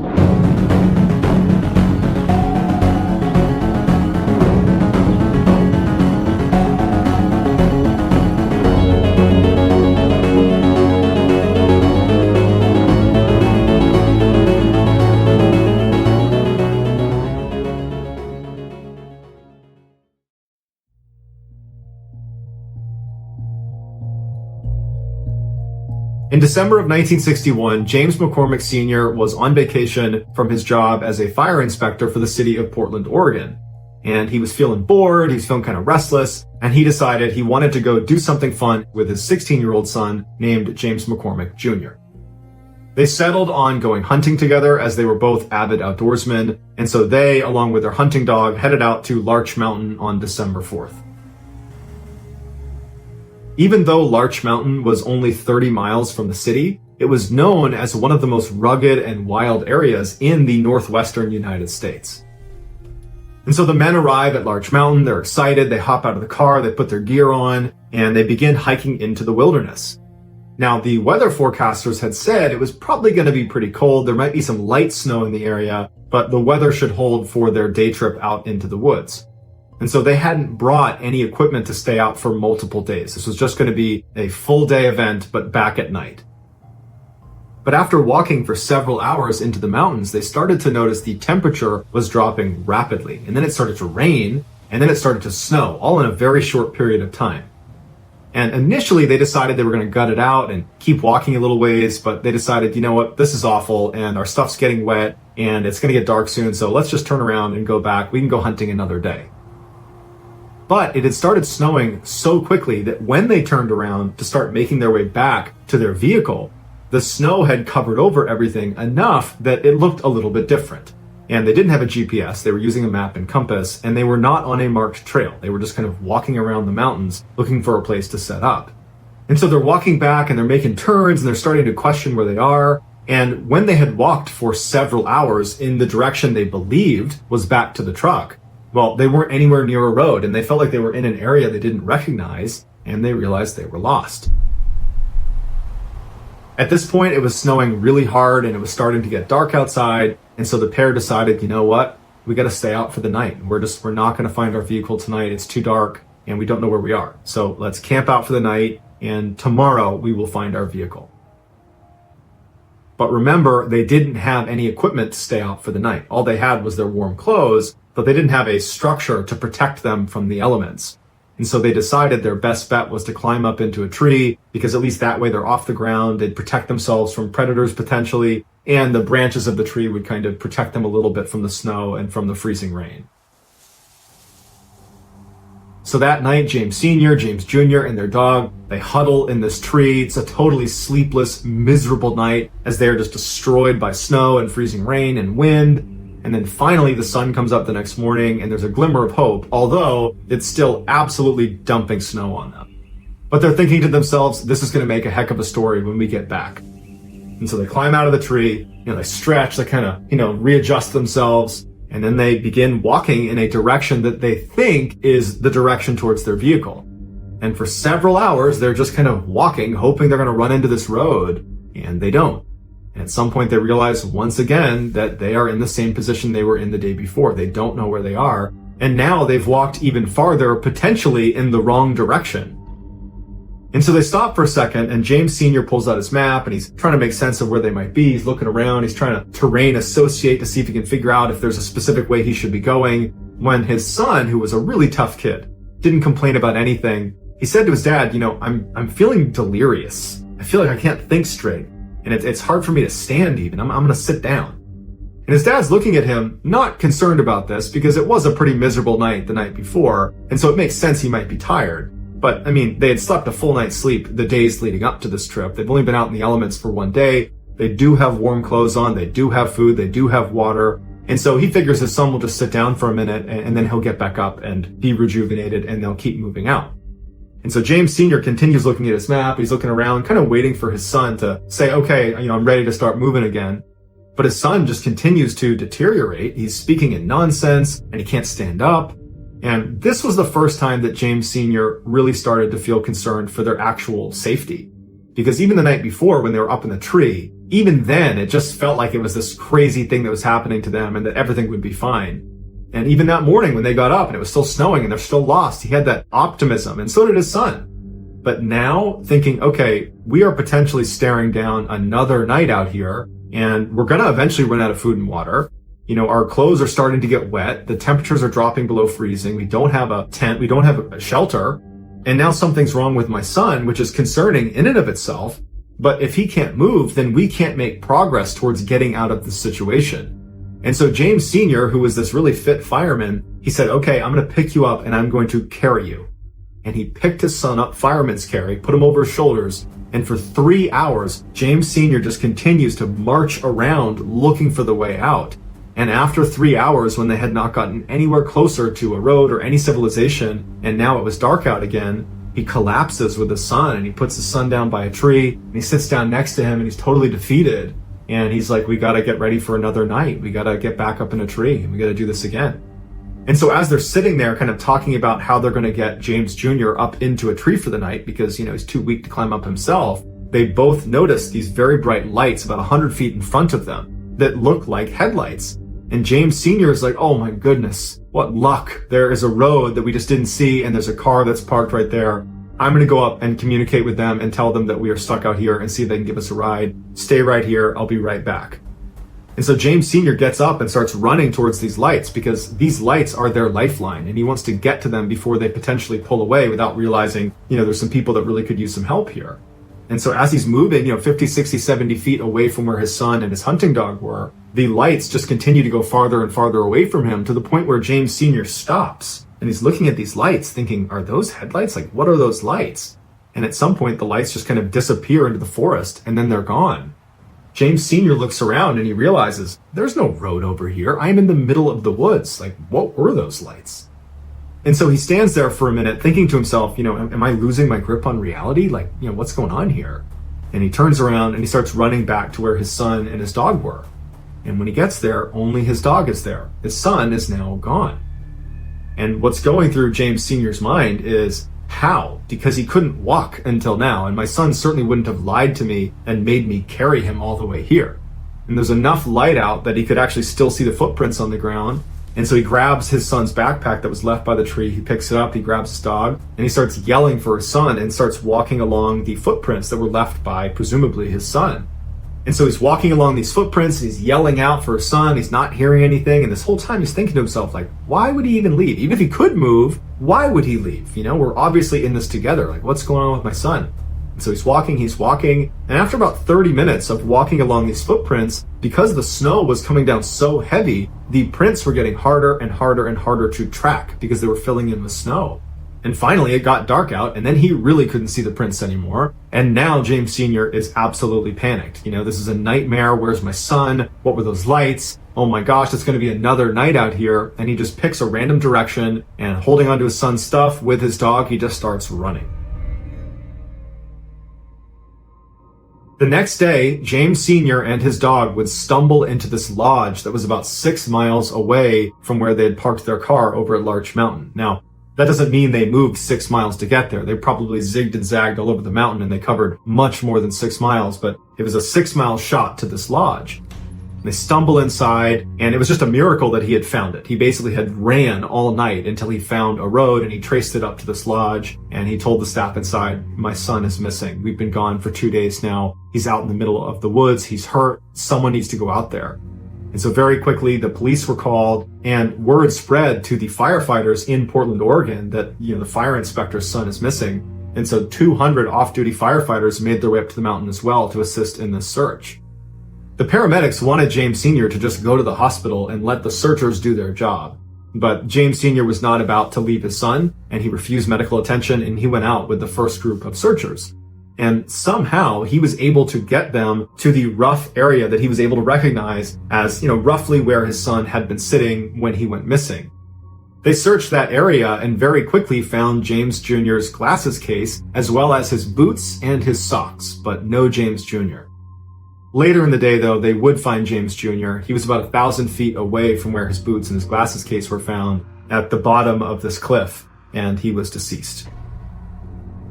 Now, initially, the thought was, well, you know, he must have gotten confused and walked away from where he had been told to sit and fell off this cliff. But they determined he did not die from the fall off this cliff. He had made his way down to that cliff and then died of exposure. So how was James Jr. able to suddenly be able to walk again? And once he had that skill back, why didn't he go to his dad? Why did he walk away from him? And why did he take his shoes and socks off to do that as well? And what were those lights that James Sr. saw in the middle of the woods? Because they weren't headlights. And it was only when he went to investigate them that suddenly James Jr. up and walks away.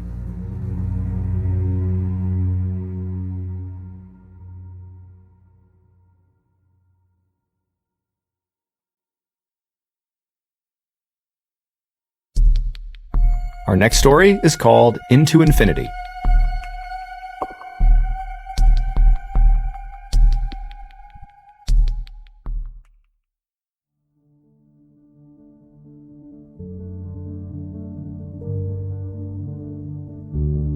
On July 11th, 1999, 17-year-old Thomas Nazaro was taking part in a month-long mountaineering course in Alaska. He, along with 10 other students and 3 instructors, had spent the past 26 days hiking up several peaks, and now they were taking a break at the base of this glacier.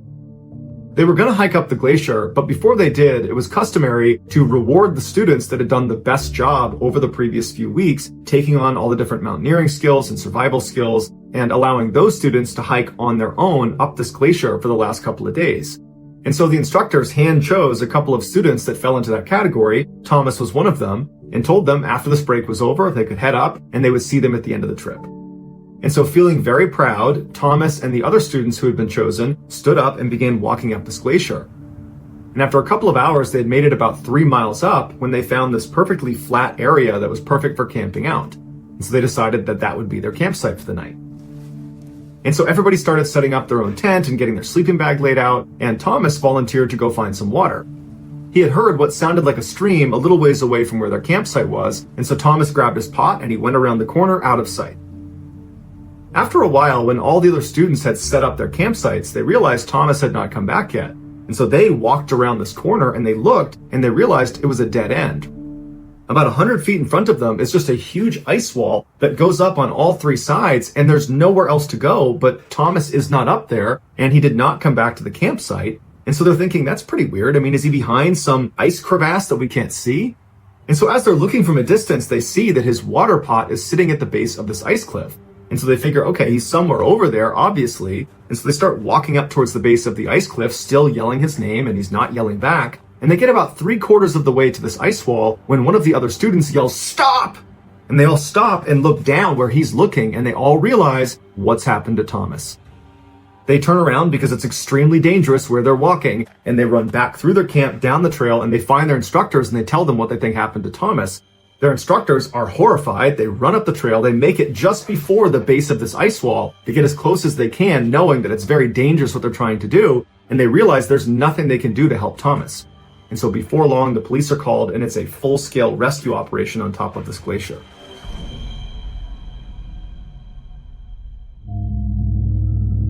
The theory of what happened to Thomas is he left his campsite with his pot of water, he went around the corner so he's out of sight, and he went to the stream, the glacier stream, and he started filling up his water, but it was taking a long time because the stream just was not very powerful. And from where he was, he would have heard the sound of rushing water coming from the ice wall, because there was water pouring down the ice wall. And so he would have walked over to the base of this ice cliff and put his jug out to get water, and as soon as he was right up against it, he would have slipped down into the ice. Because at the base of this ice wall was something called a moulin, which is a hole in the glacier caused by water runoff percolating down through a crack. And over the years, they can get pretty deep. And so when the police showed up, they went over to the hole and they're yelling down to Thomas, but they're not getting a response. So one of the skinnier officers put on a dry suit and then a harness and then was lowered head first into this hole. And so the inside of a moulin, it starts wide, but then it gets smaller and tighter all the way down until it comes to a point. But sometimes that point is very far down into the ice. And so this officer was hoping that at least, even if he couldn't get to Thomas, he could at least see Thomas. But after going 100 feet down, the hole got so narrow he couldn't go any farther, and even with his light, the hole just kept going. It was like into infinity all the way down into this glacier, and there was no sign of Thomas. And so after that officer was pulled out of the hole, the police went to a fiber optic cable that had a camera at the end of it, and they began lowering that down into this hole. And so down it went, deeper and deeper. It passed the 100-foot mark and all the way down until they literally ran out of cable. And so from this camera's perspective, 250 feet down into this glacier, the hole just kept on going and going and going, and there was no sign of Thomas. And so they pulled the cable out and they realized there was nothing they could do for Thomas. Since he was below 250 feet, that means he fell at least 250 feet. And so it's unlikely he survived the fall to wherever it eventually stopped. And if he did somehow survive the fall, which is a horrifying thought in some ways, he would have been wedged somewhere deep down inside of this glacier, and the water runoff coming off of the ice wall would have eventually filled up all around him and gone over his head, and he would have drowned. And so shortly after the search was started, they called it off. There really was nothing they could do. And unfortunately, his body was never recovered.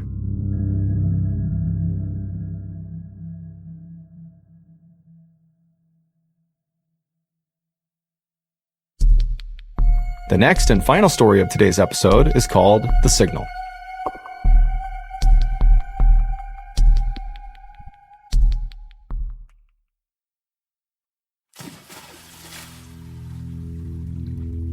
On the morning of August 7th, 1981, a 34-year-old wildlife photographer named Carl McCunn stood on the edge of a lake in the Alaskan wilderness and chucked a box of ammunition into the water.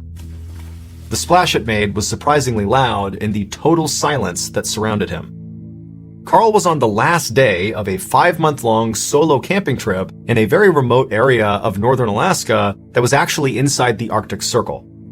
A plane had dropped him off here in early spring, and he had set up his tent by this lake, which was surrounded on all sides by forest and huge snowy mountains. And during this 5-month trip, Carl had not seen or spoken to another person the entire time. There were no phones, no roads, no rangers, no people around for at least 100 miles. I mean, this is true isolation. Carl looked up into the sky and listened carefully for the low roar of the plane that was supposed to pick him up today. But as he listened, he couldn't hear anything. But this didn't worry Carl, because he actually had only arranged for his pickup date, not the pickup time. So it was just at some point on this day he was going to get picked up. He didn't know exactly when. And so as he anxiously waited, he just kind of puttered around his campsite and continued to pack up his things. And as Carl did this, he remembered that the type of plane that was going to be picking him up today, it was his buddy Rory's plane, it was really small. And there was a chance that he couldn't actually fit all of his belongings on the plane. And so in anticipation of this, he had identified that he didn't need all of his ammo.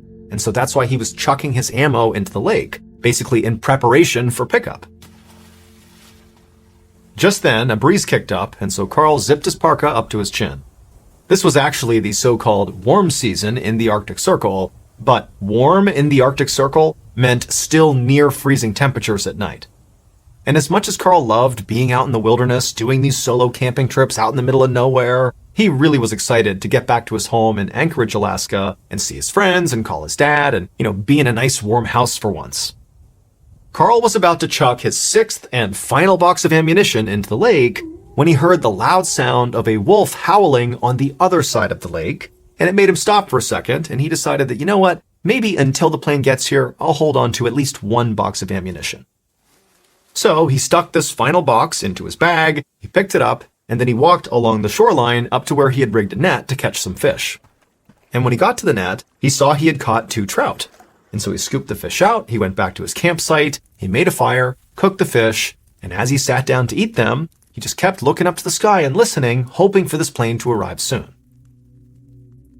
When he was done eating, Carl made a quick entry into his diary, kind of detailing the last day at camp, and then he finished packing up all his stuff, and he brought it all down to the waterline, ready to be picked up, and then he sat on his trunk, again just kind of waiting for his friend to show up. And by this time, it was about mid-afternoon, and still no sign of the plane.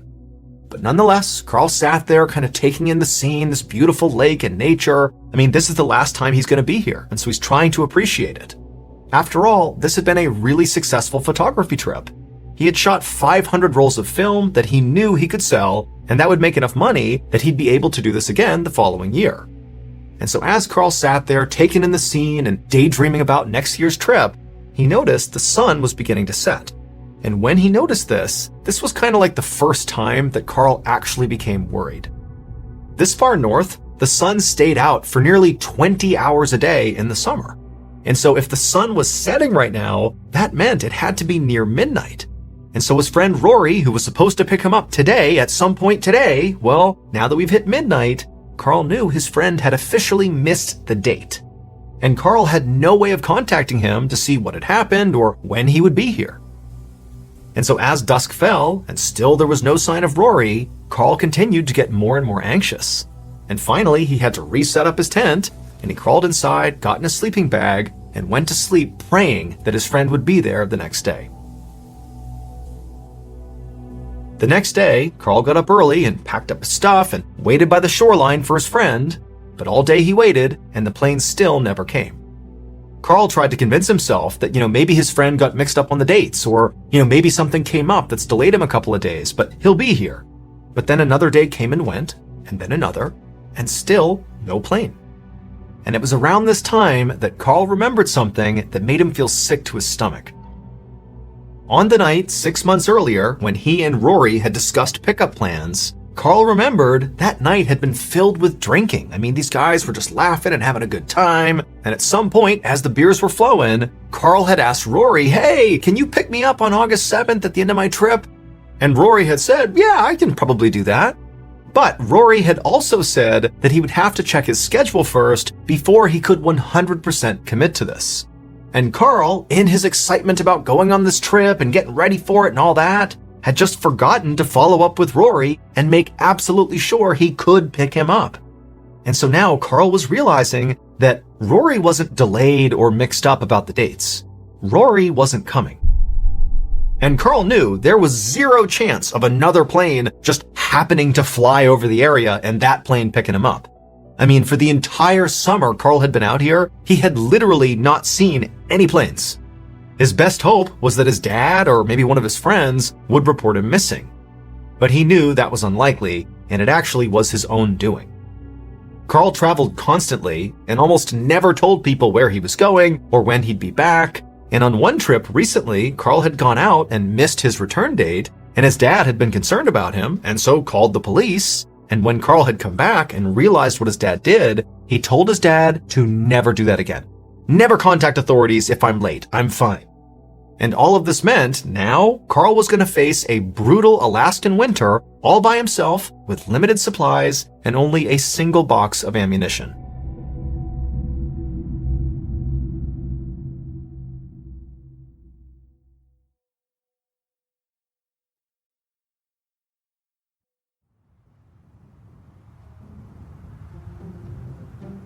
A few weeks later, at the end of August, Carl was still stuck out in the Alaskan wilderness.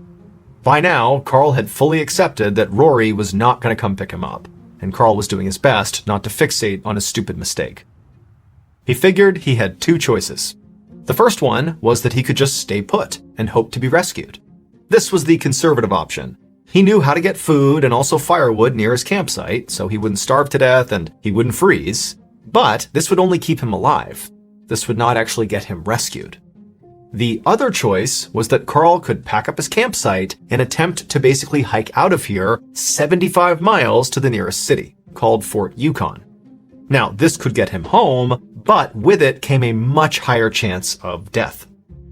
If Carl did the hike, well, those 75 miles would be over extremely rough terrain with absolutely zero human-made trails. And so one little slip up and he could fall and get hurt or get lost. And also finding food was sort of a toss-up, and the weather at best would be brutal and at worst would be fatal. Plus, the entire region those 75 miles were in was absolutely teeming with wolves. Carl knew both of these choices were bad, but he was running out of time to make a decision. The brutal Arctic winter was fast approaching, and if Carl was going to attempt this horrible hike, he would really have to do it soon. And so as Carl thought about what he was going to do, he trudged his way over to one of his rabbit snares, and he was so happy to see he had caught a rabbit. And so he took the rabbit back to his camp and he cooked it over the fire, and as he's eating it, he's thinking, you know what, this isn't so bad. I caught food for now. I mean, this will keep me alive at least for a couple of days. Maybe I should just stay here. But deep down, he knew the staying put option was not a real option.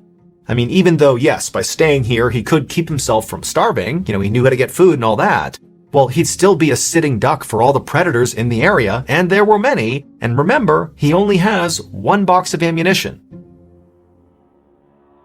But just then, Carl heard the most glorious sound, the distant whine of a small plane engine. At first, he thought he must be hearing things. Remember, he has not seen a plane at all since he got here. But sure enough, he looked up into the sky, and a second later, he saw a plane flying directly towards his camp, low and slow. Carl ran in his tent and grabbed the most brightly colored thing he could find, his sleeping bag, which was bright orange. He ran outside of his tent and began waving it back and forth to get the pilot's attention. Carl saw the plane belonged to the Alaska State Troopers, and so he figured his friends must have reported him missing, and now the police were out to rescue him. A moment later, the plane passed directly over Carl's camp so low to the ground that Carl could actually see the pilot looking back at him. Carl looked right at the pilot's eyes, and when Carl was nearly certain he had just made eye contact with the pilot, he threw his fist up in the air in excitement and jumped up and down. He couldn't believe it. He was saved. The pilot was going to land and take him home. With a big grin on his face, Carl watched as this plane, sure enough, made a big U-turn. And then Carl watched the plane make another pass over the camp, low and slow, which Carl figured meant, the pilot was looking for a place to land. And so as the pilot was doing that, Carl rushed to his campsite and began packing everything up. And as he did, he's kind of keeping an eye out, watching the plane, looking for it to land, but it didn't. The plane just kept on flying straight away from Carl's campsite until it disappeared over the horizon. For the rest of the day, Carl just stared off into the distance, hoping for this plane to come back, but it didn't. Lying inside his tent that night, Carl couldn't sleep. He was so shaken up by what had happened that day. He didn't understand, he saw the pilot. The pilot seemed like they were looking back at him. Why didn't they land? Why didn't they stop? Carl told himself that, maybe the terrain was too rough and there was no way for the pilot to land. That was possible. And so perhaps this pilot was flying back and getting another plane. Maybe a float plane to land on the water. Carl didn't know, but he felt like that could be a possibility, and it sort of made him feel a little bit better. But he still couldn't relax enough to sleep. And so, knowing he was just going to lay there all night, he sat up, turned on his flashlight, and began looking for something to read, just to occupy his mind. Now, at this point, Carl has been out in the wilderness all alone for months and months, and he's been stranded for weeks. He has read all of his books and all of his magazines like 1,000,000 times. He's even read his diary 12 times. I mean, he's read everything. And so as he was looking around his tent, he was looking for literally anything else to read. And suddenly, he found something. His hunting license. It was like the one thing he had not closely read. Not an exciting thing to read, but new. It was just a little paper certificate with some rules and regulations and safety tips about hunting. And so Carl just began reading the front, and he read it all the way down. And then he flipped it over and he continued reading. But then he saw something that made his heart practically stop. At first he thought maybe he misunderstood. But no, he read it over and over again, and it was very clear. And so Carl looked up in shock. He suddenly understood why that pilot had left him.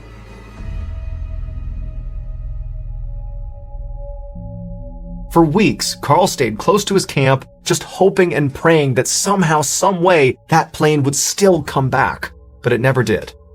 And by the time Carl had actually accepted this fact that really the plane's not coming back, well, by that point, it was too late to try to hike out. So all he could do was stay put. However, the lake had frozen over, so he couldn't fish. His snares all sat empty because all the wolves and foxes got to his catches before he could. By October, Carl was getting really skinny. By November, Carl was genuinely starving. On November 26th, Thanksgiving Day, Carl laid inside of his tent and made a diary entry. There would be no Thanksgiving feast for him today. His food stores were totally gone, and the Arctic winter was getting so bad.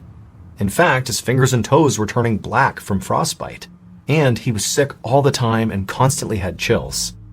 And as Carl wrote in his diary, he looked out the tent flap at his dying fire, knowing he had no more firewood. He knew he only had one choice left to make. He scratched a final sentence into his diary. He wrote, "They say it doesn't hurt." Then he set his diary on the floor of the tent near his rolls of film. Then he reached for his rifle and his last box of ammo. A little while later, a single shot rang out across the lake. A couple months later, in early February of 1982, Alaska State Troopers would find Carl. Carl was deceased. He had taken his own life. What Carl had only realized later was that when he made that fist pump, when he was so excited when that pilot had flown overhead and he thought he was going to get rescued, well, that fist pump had sealed his fate. Because, like it said on Carl's hunting license, a single arm raised in the air is the universally recognized body sign for all okay, do not wait. And so when that Alaska State Trooper pilot flew over Carl's camp, he did make eye contact with Carl. He saw him.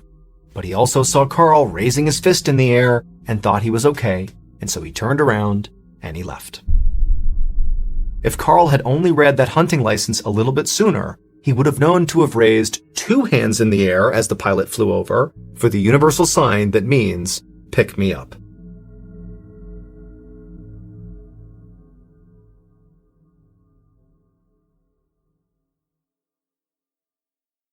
A quick note about our stories. They are all based on true events, but we sometimes use pseudonyms to protect the people involved, and some details are fictionalized for dramatic purposes. The MrBallen Podcast, Strange, Dark, and Mysterious Stories, is hosted and executive produced by me, Mr. Ballen. Our head of writing is Evan Allen. Our head of production is Zach Levitt. Produced by Jeremy Bone. Research and fact-checking by Shelley Shue, Samantha Van Hoos, Evan Beamer, Abigail Shumway, and Camille Callahan. Research and fact-checking supervision by Stephen Ear. Audio editing and post-produced by Whit Lacasio and Cole Lacasio. Additional audio editing by Jordan Stidham. Mixed and mastered by Brendan Kane. Production coordination by Samantha Collins. Production support by Antonio Manata and Delana Corley. Artwork by Jessica Clogston-Kiner. Theme song called Something Wicked by Ross Bugden. Thank you for listening to the MrBallen Podcast. If you enjoyed today's story and you're looking for more bone-chilling content, be sure to check out all of our studio's podcasts. There's this one, the MrBallen Podcast, as well as MrBallen's Medical Mysteries, Bedtime Stories, Wartime Stories, Run Fool, Redacted, Late Nights with Nexpo, and A Twist of History. All you have to do is search for Ballen Studios wherever you get your podcasts. To watch hundreds more stories just like this one, head over to our YouTube channel, which is just called Mr. Ballen. So that's going to do it. I really appreciate your support. Until next time, see ya.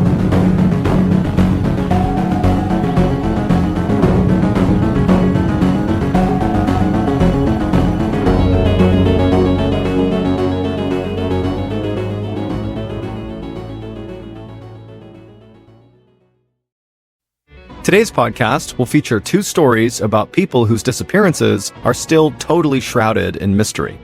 The audio from both of these stories has been pulled from our main YouTube channel and has been remastered for today's episode. The links to the original YouTube videos are in the description. The first story you'll hear is called The Jameson Family, and it's about one of the most famous family disappearances of all time. Their truck was found tucked away in a forest. It contained their emaciated dog and $32,000 in cash. But what they discovered next was truly horrifying. And the second and final story you'll hear is called The Siberian Cabin, and it's about 4 friends who stay the night in a cabin deep in a Siberian forest, and everything's going great until they wake up when they immediately realize something was wrong. But before we get into today's stories, if you're a fan of the strange, dark, and mysterious delivered in story format, then you've come to the right podcast, because that's all we do, and we upload twice a week, once on Monday and once on Thursday. So, if that's of interest to you, the next time the Amazon Music follow button gives you their phone to please capture a once-in-a-lifetime picture for them, say of course you'll do it, but when you take it, be sure to leave your finger right over the camera's lens. Okay, let's get into our first story called The Jameson Family.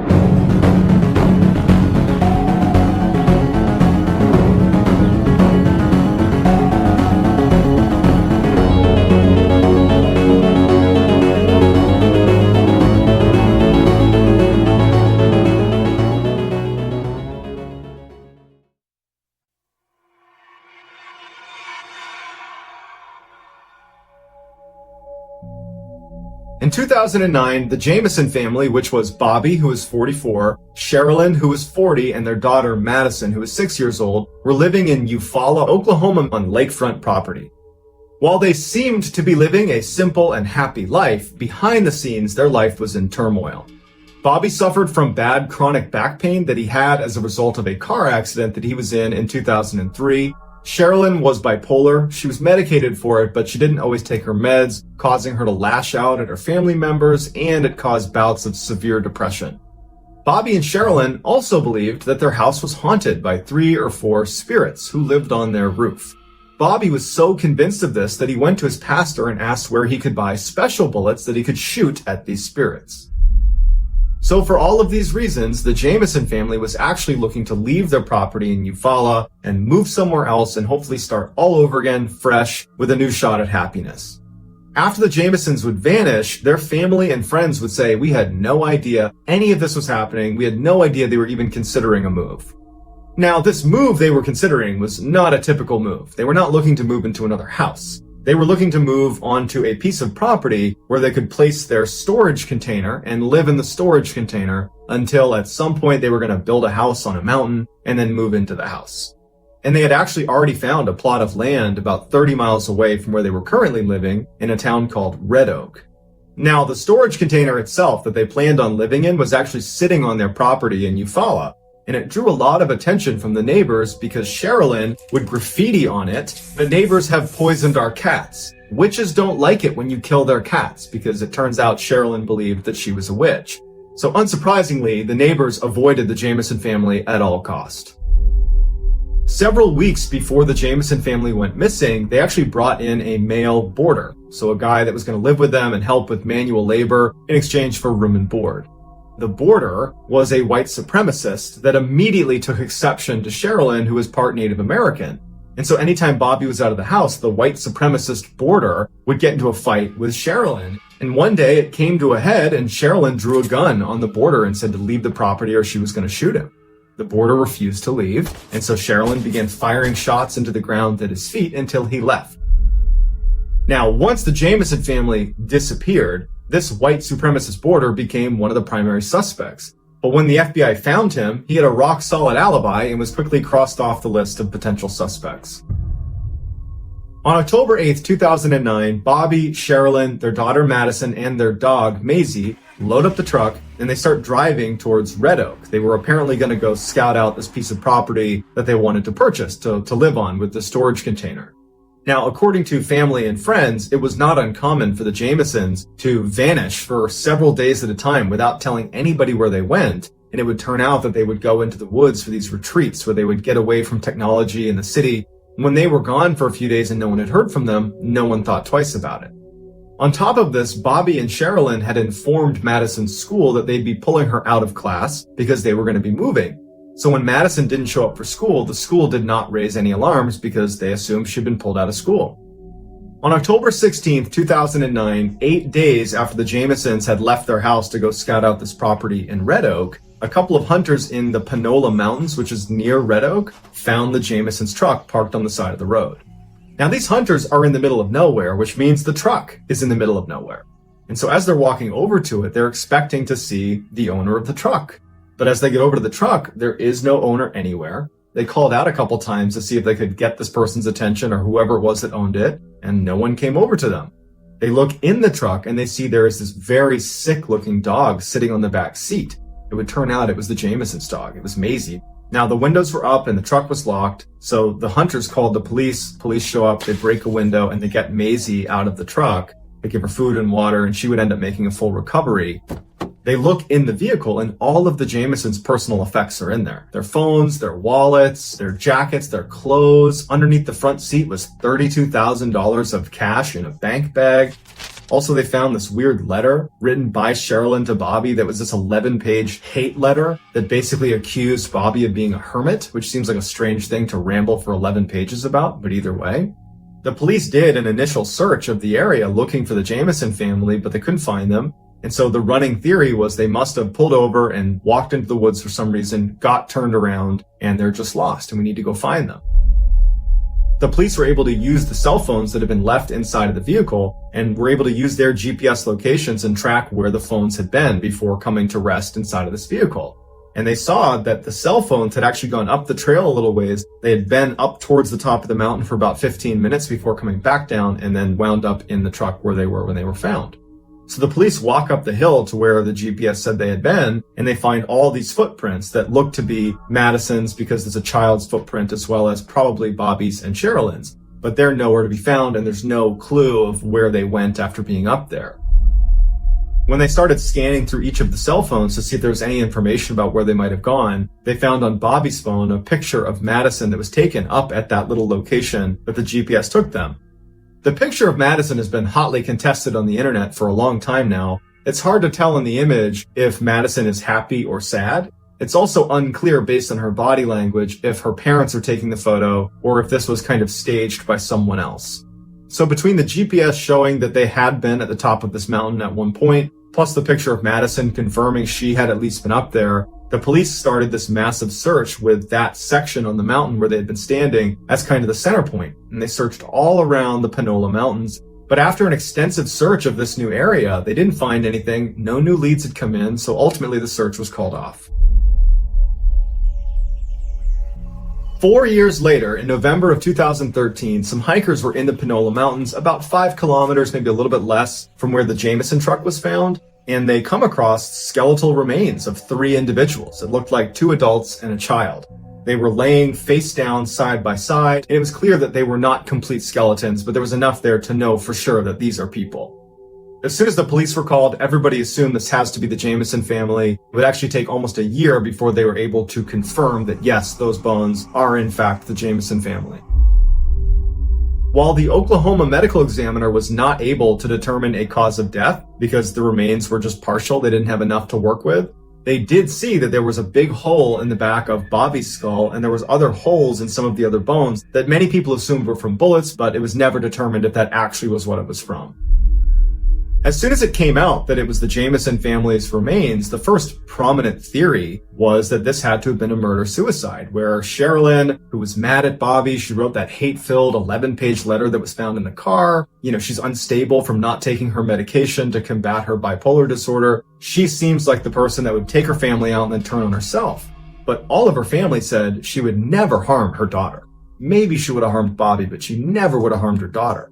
Also, why would you have brought your dog along and left your dog in the car and $32,000 of cash in the car? So that doesn't fit that scenario at all. The next theory was, well, maybe they just pulled over, walked into the woods for some reason, and then got lost and died of exposure.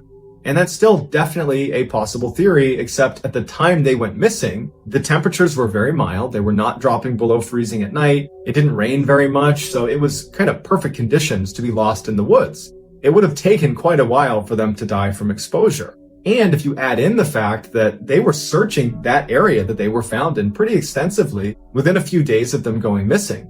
If they had been lost and were only a few kilometers from the road, they would have been found in that search, but they weren't.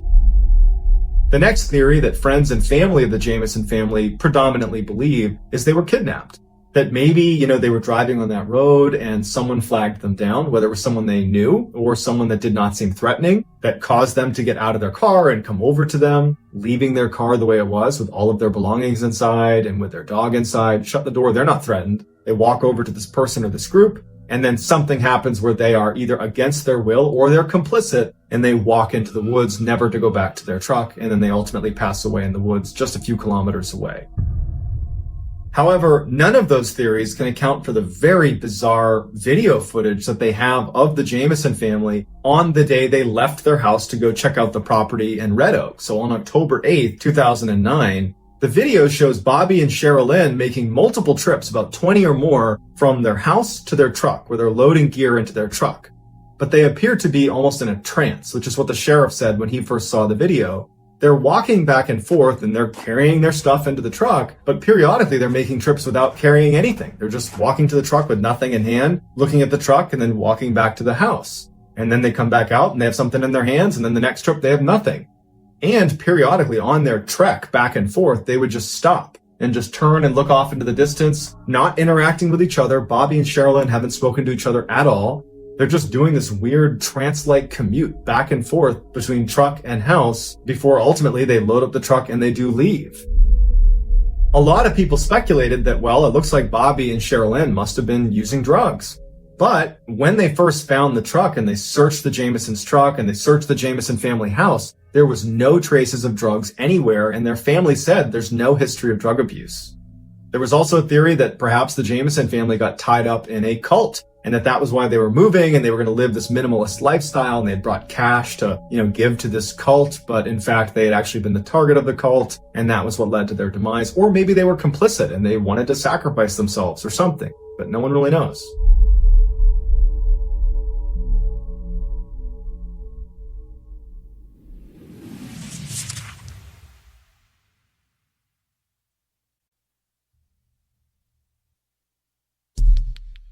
The next and final story of today's episode is called The Siberian Cabin.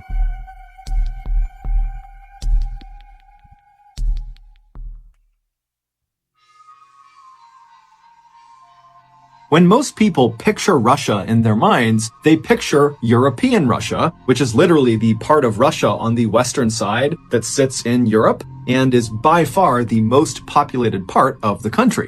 But European Russia only accounts for 23% of the total territory that is Russia.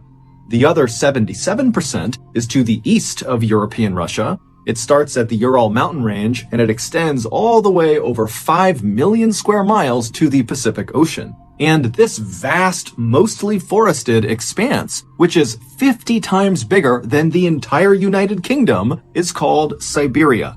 And Siberia is absolutely brutal.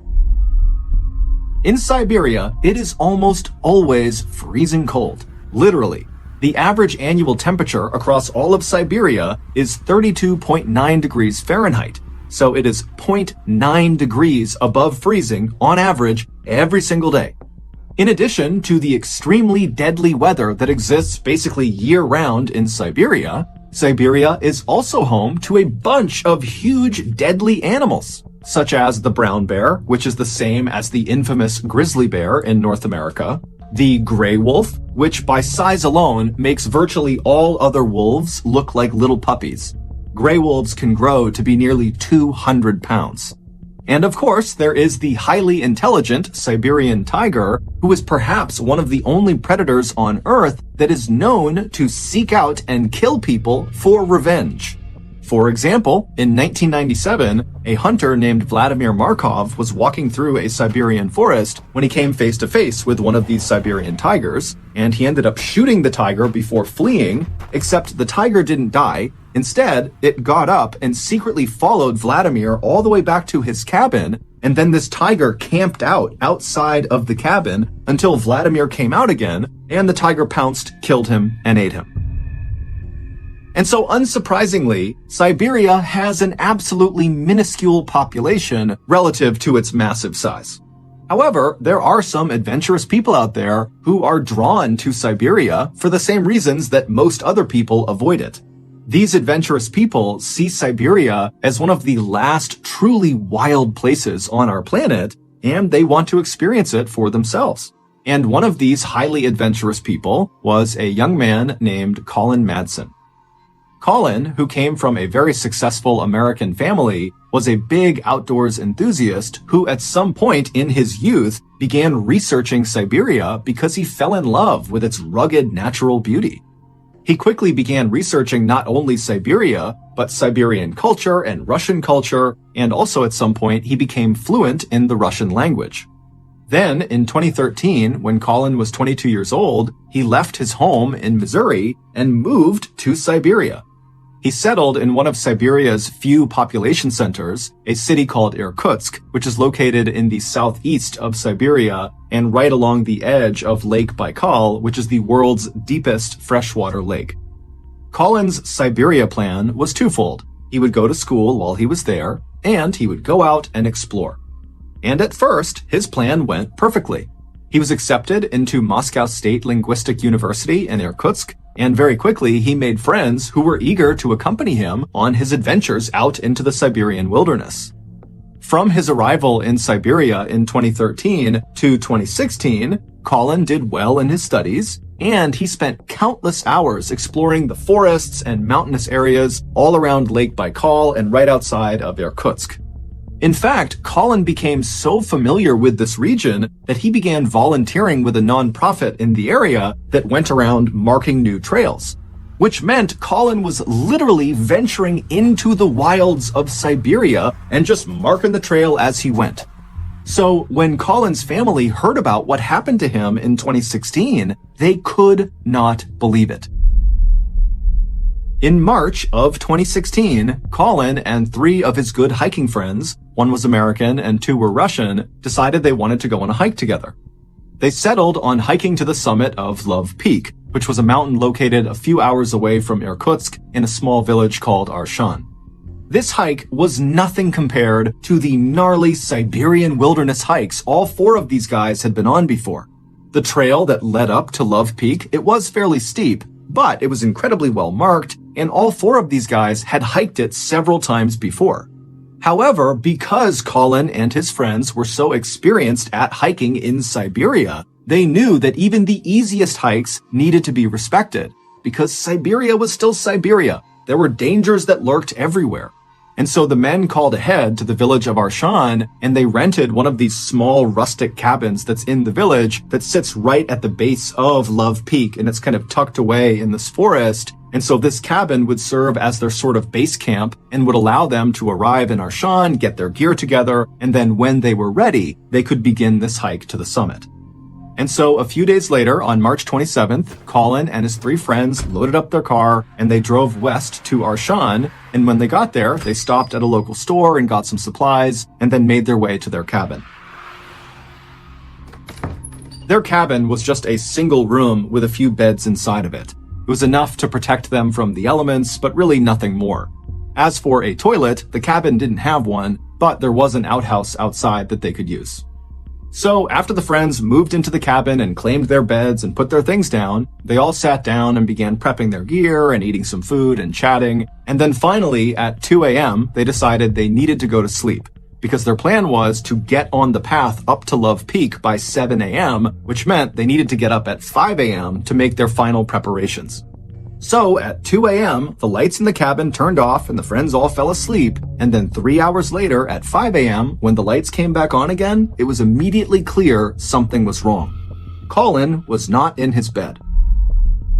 His friends assumed when they looked over at his bed and saw his personal belongings were all still there, that Colin must have gotten up and headed outside, maybe to use the outhouse or go for a quick walk, and they just hadn't heard him leaving.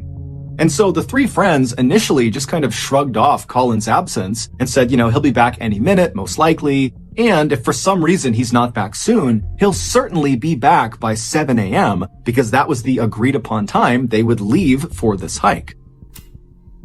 But as the minutes ticked closer and closer to 7 a.m. and Colin still had not shown up or tried to call them or do anything, the friends started to worry. It just didn't make any sense that Colin would just get up and leave without telling them where he was going. Finally, at 7 a.m., when Colin still had not shown up, and the friends' cursory search of the outside area near the cabin had yielded no results, they decided they had to tell someone. And so they wrote a note addressed to Colin, and they put it on the front of their cabin door. And this note basically just told Colin, if you come back here and you see this note, know that we're looking for you. So stay put or tell someone you're here. And so after putting up this note, the friends left the cabin and they headed to the nearest police station where they reported Colin missing.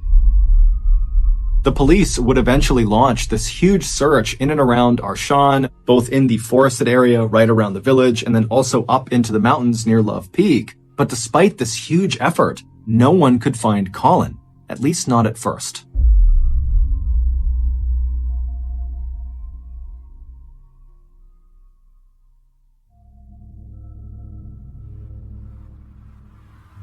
On Monday, April 4th, so 8 days into Colin's disappearance, a group of searchers were looking in the forest about 1 mile away from the cabin where Colin and his friends had been staying, and they look up ahead and they see there is this clearing and there's something in the middle of it. And so the searchers begin moving their way towards this clearing, ducking under branches and stepping over brush, and when they get close enough, they can see Colin is in the clearing, and Colin is deceased. He was laying flat on his back with his left arm extended out to the side and his right arm extended but closer to his body, and both of his hands were clenched in tight fists. And on his hands and his wrists were visible abrasions and cuts, which later would be determined to have most likely been caused from someone or something holding onto him, trying to restrain Colin. Colin also had visible abrasions and cuts on the front of his neck. Colin's clothing, which consisted of a long-sleeve thermal shirt, heavy pants, and hiking boots, were ripped and torn in several places. And interestingly, Colin was not wearing socks under his boots. Now that seems inconsequential, but Colin had had surgery on both of his ankles and had scar tissue on his ankles that if he didn't have socks on, those scars would rub against the inside of his boot, and he said it was very painful. So he always wore socks.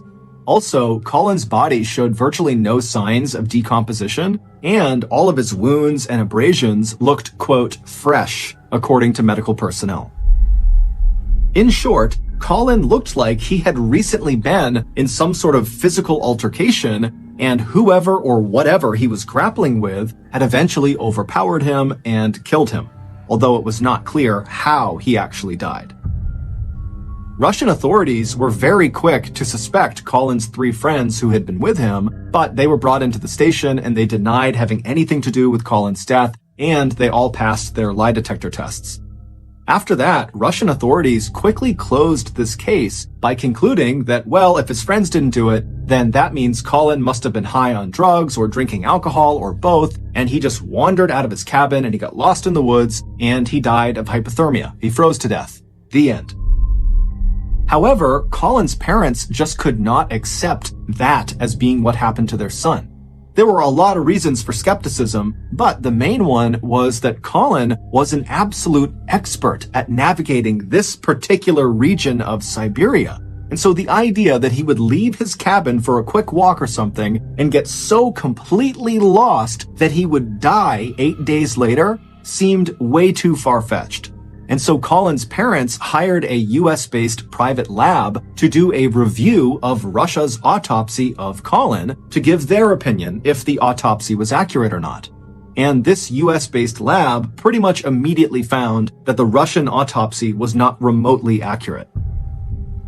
Number one, Colin was not under the influence of alcohol or drugs. He was sober.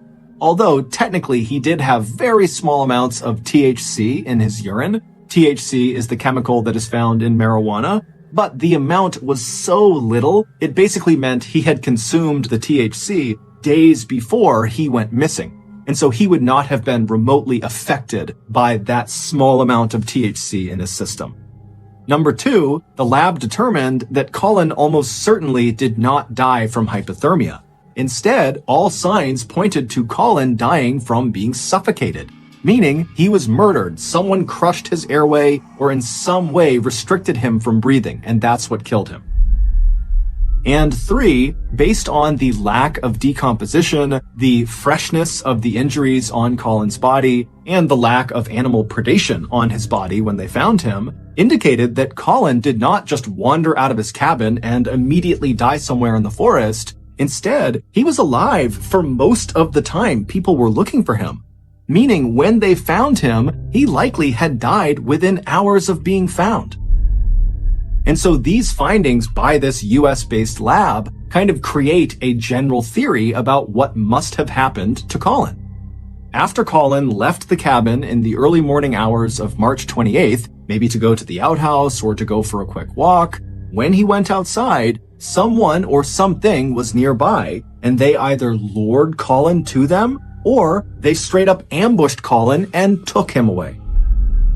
Now, we have no idea what happened to Colin after he was abducted, but we can safely assume that after being abducted and taken somewhere, he was alive, and he stayed alive for several days until on the 8th day of his disappearance, Colin was killed, likely by his captor, either at the spot where he was found, or he was killed somewhere else, maybe in the forest, and then moved to the spot where he was found. Many people believe it was the Russian government who targeted Colin, they kidnapped him, and they killed him. And their botched investigation into his death was actually a calculated cover-up.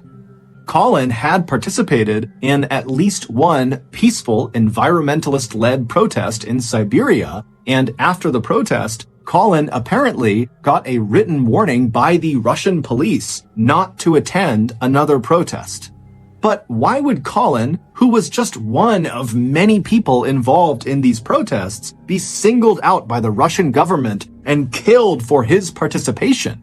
And why would the government elect to kill Colin when he was with 3 of his closest friends who would immediately notice his absence? It just doesn't add up. Today, Colin's parents are still trying to figure out what happened to their son, but unfortunately, their son's case is closed in Russia, and so no one on the Russian side is talking to the parents or giving them any new information. And so as a result, they and the rest of us are left to wonder who or what was lurking in the shadows when Colin stepped out of the cabin that morning. And then where did they take him? And what did they do to him for nearly a week before they killed him deep inside of that Siberian forest?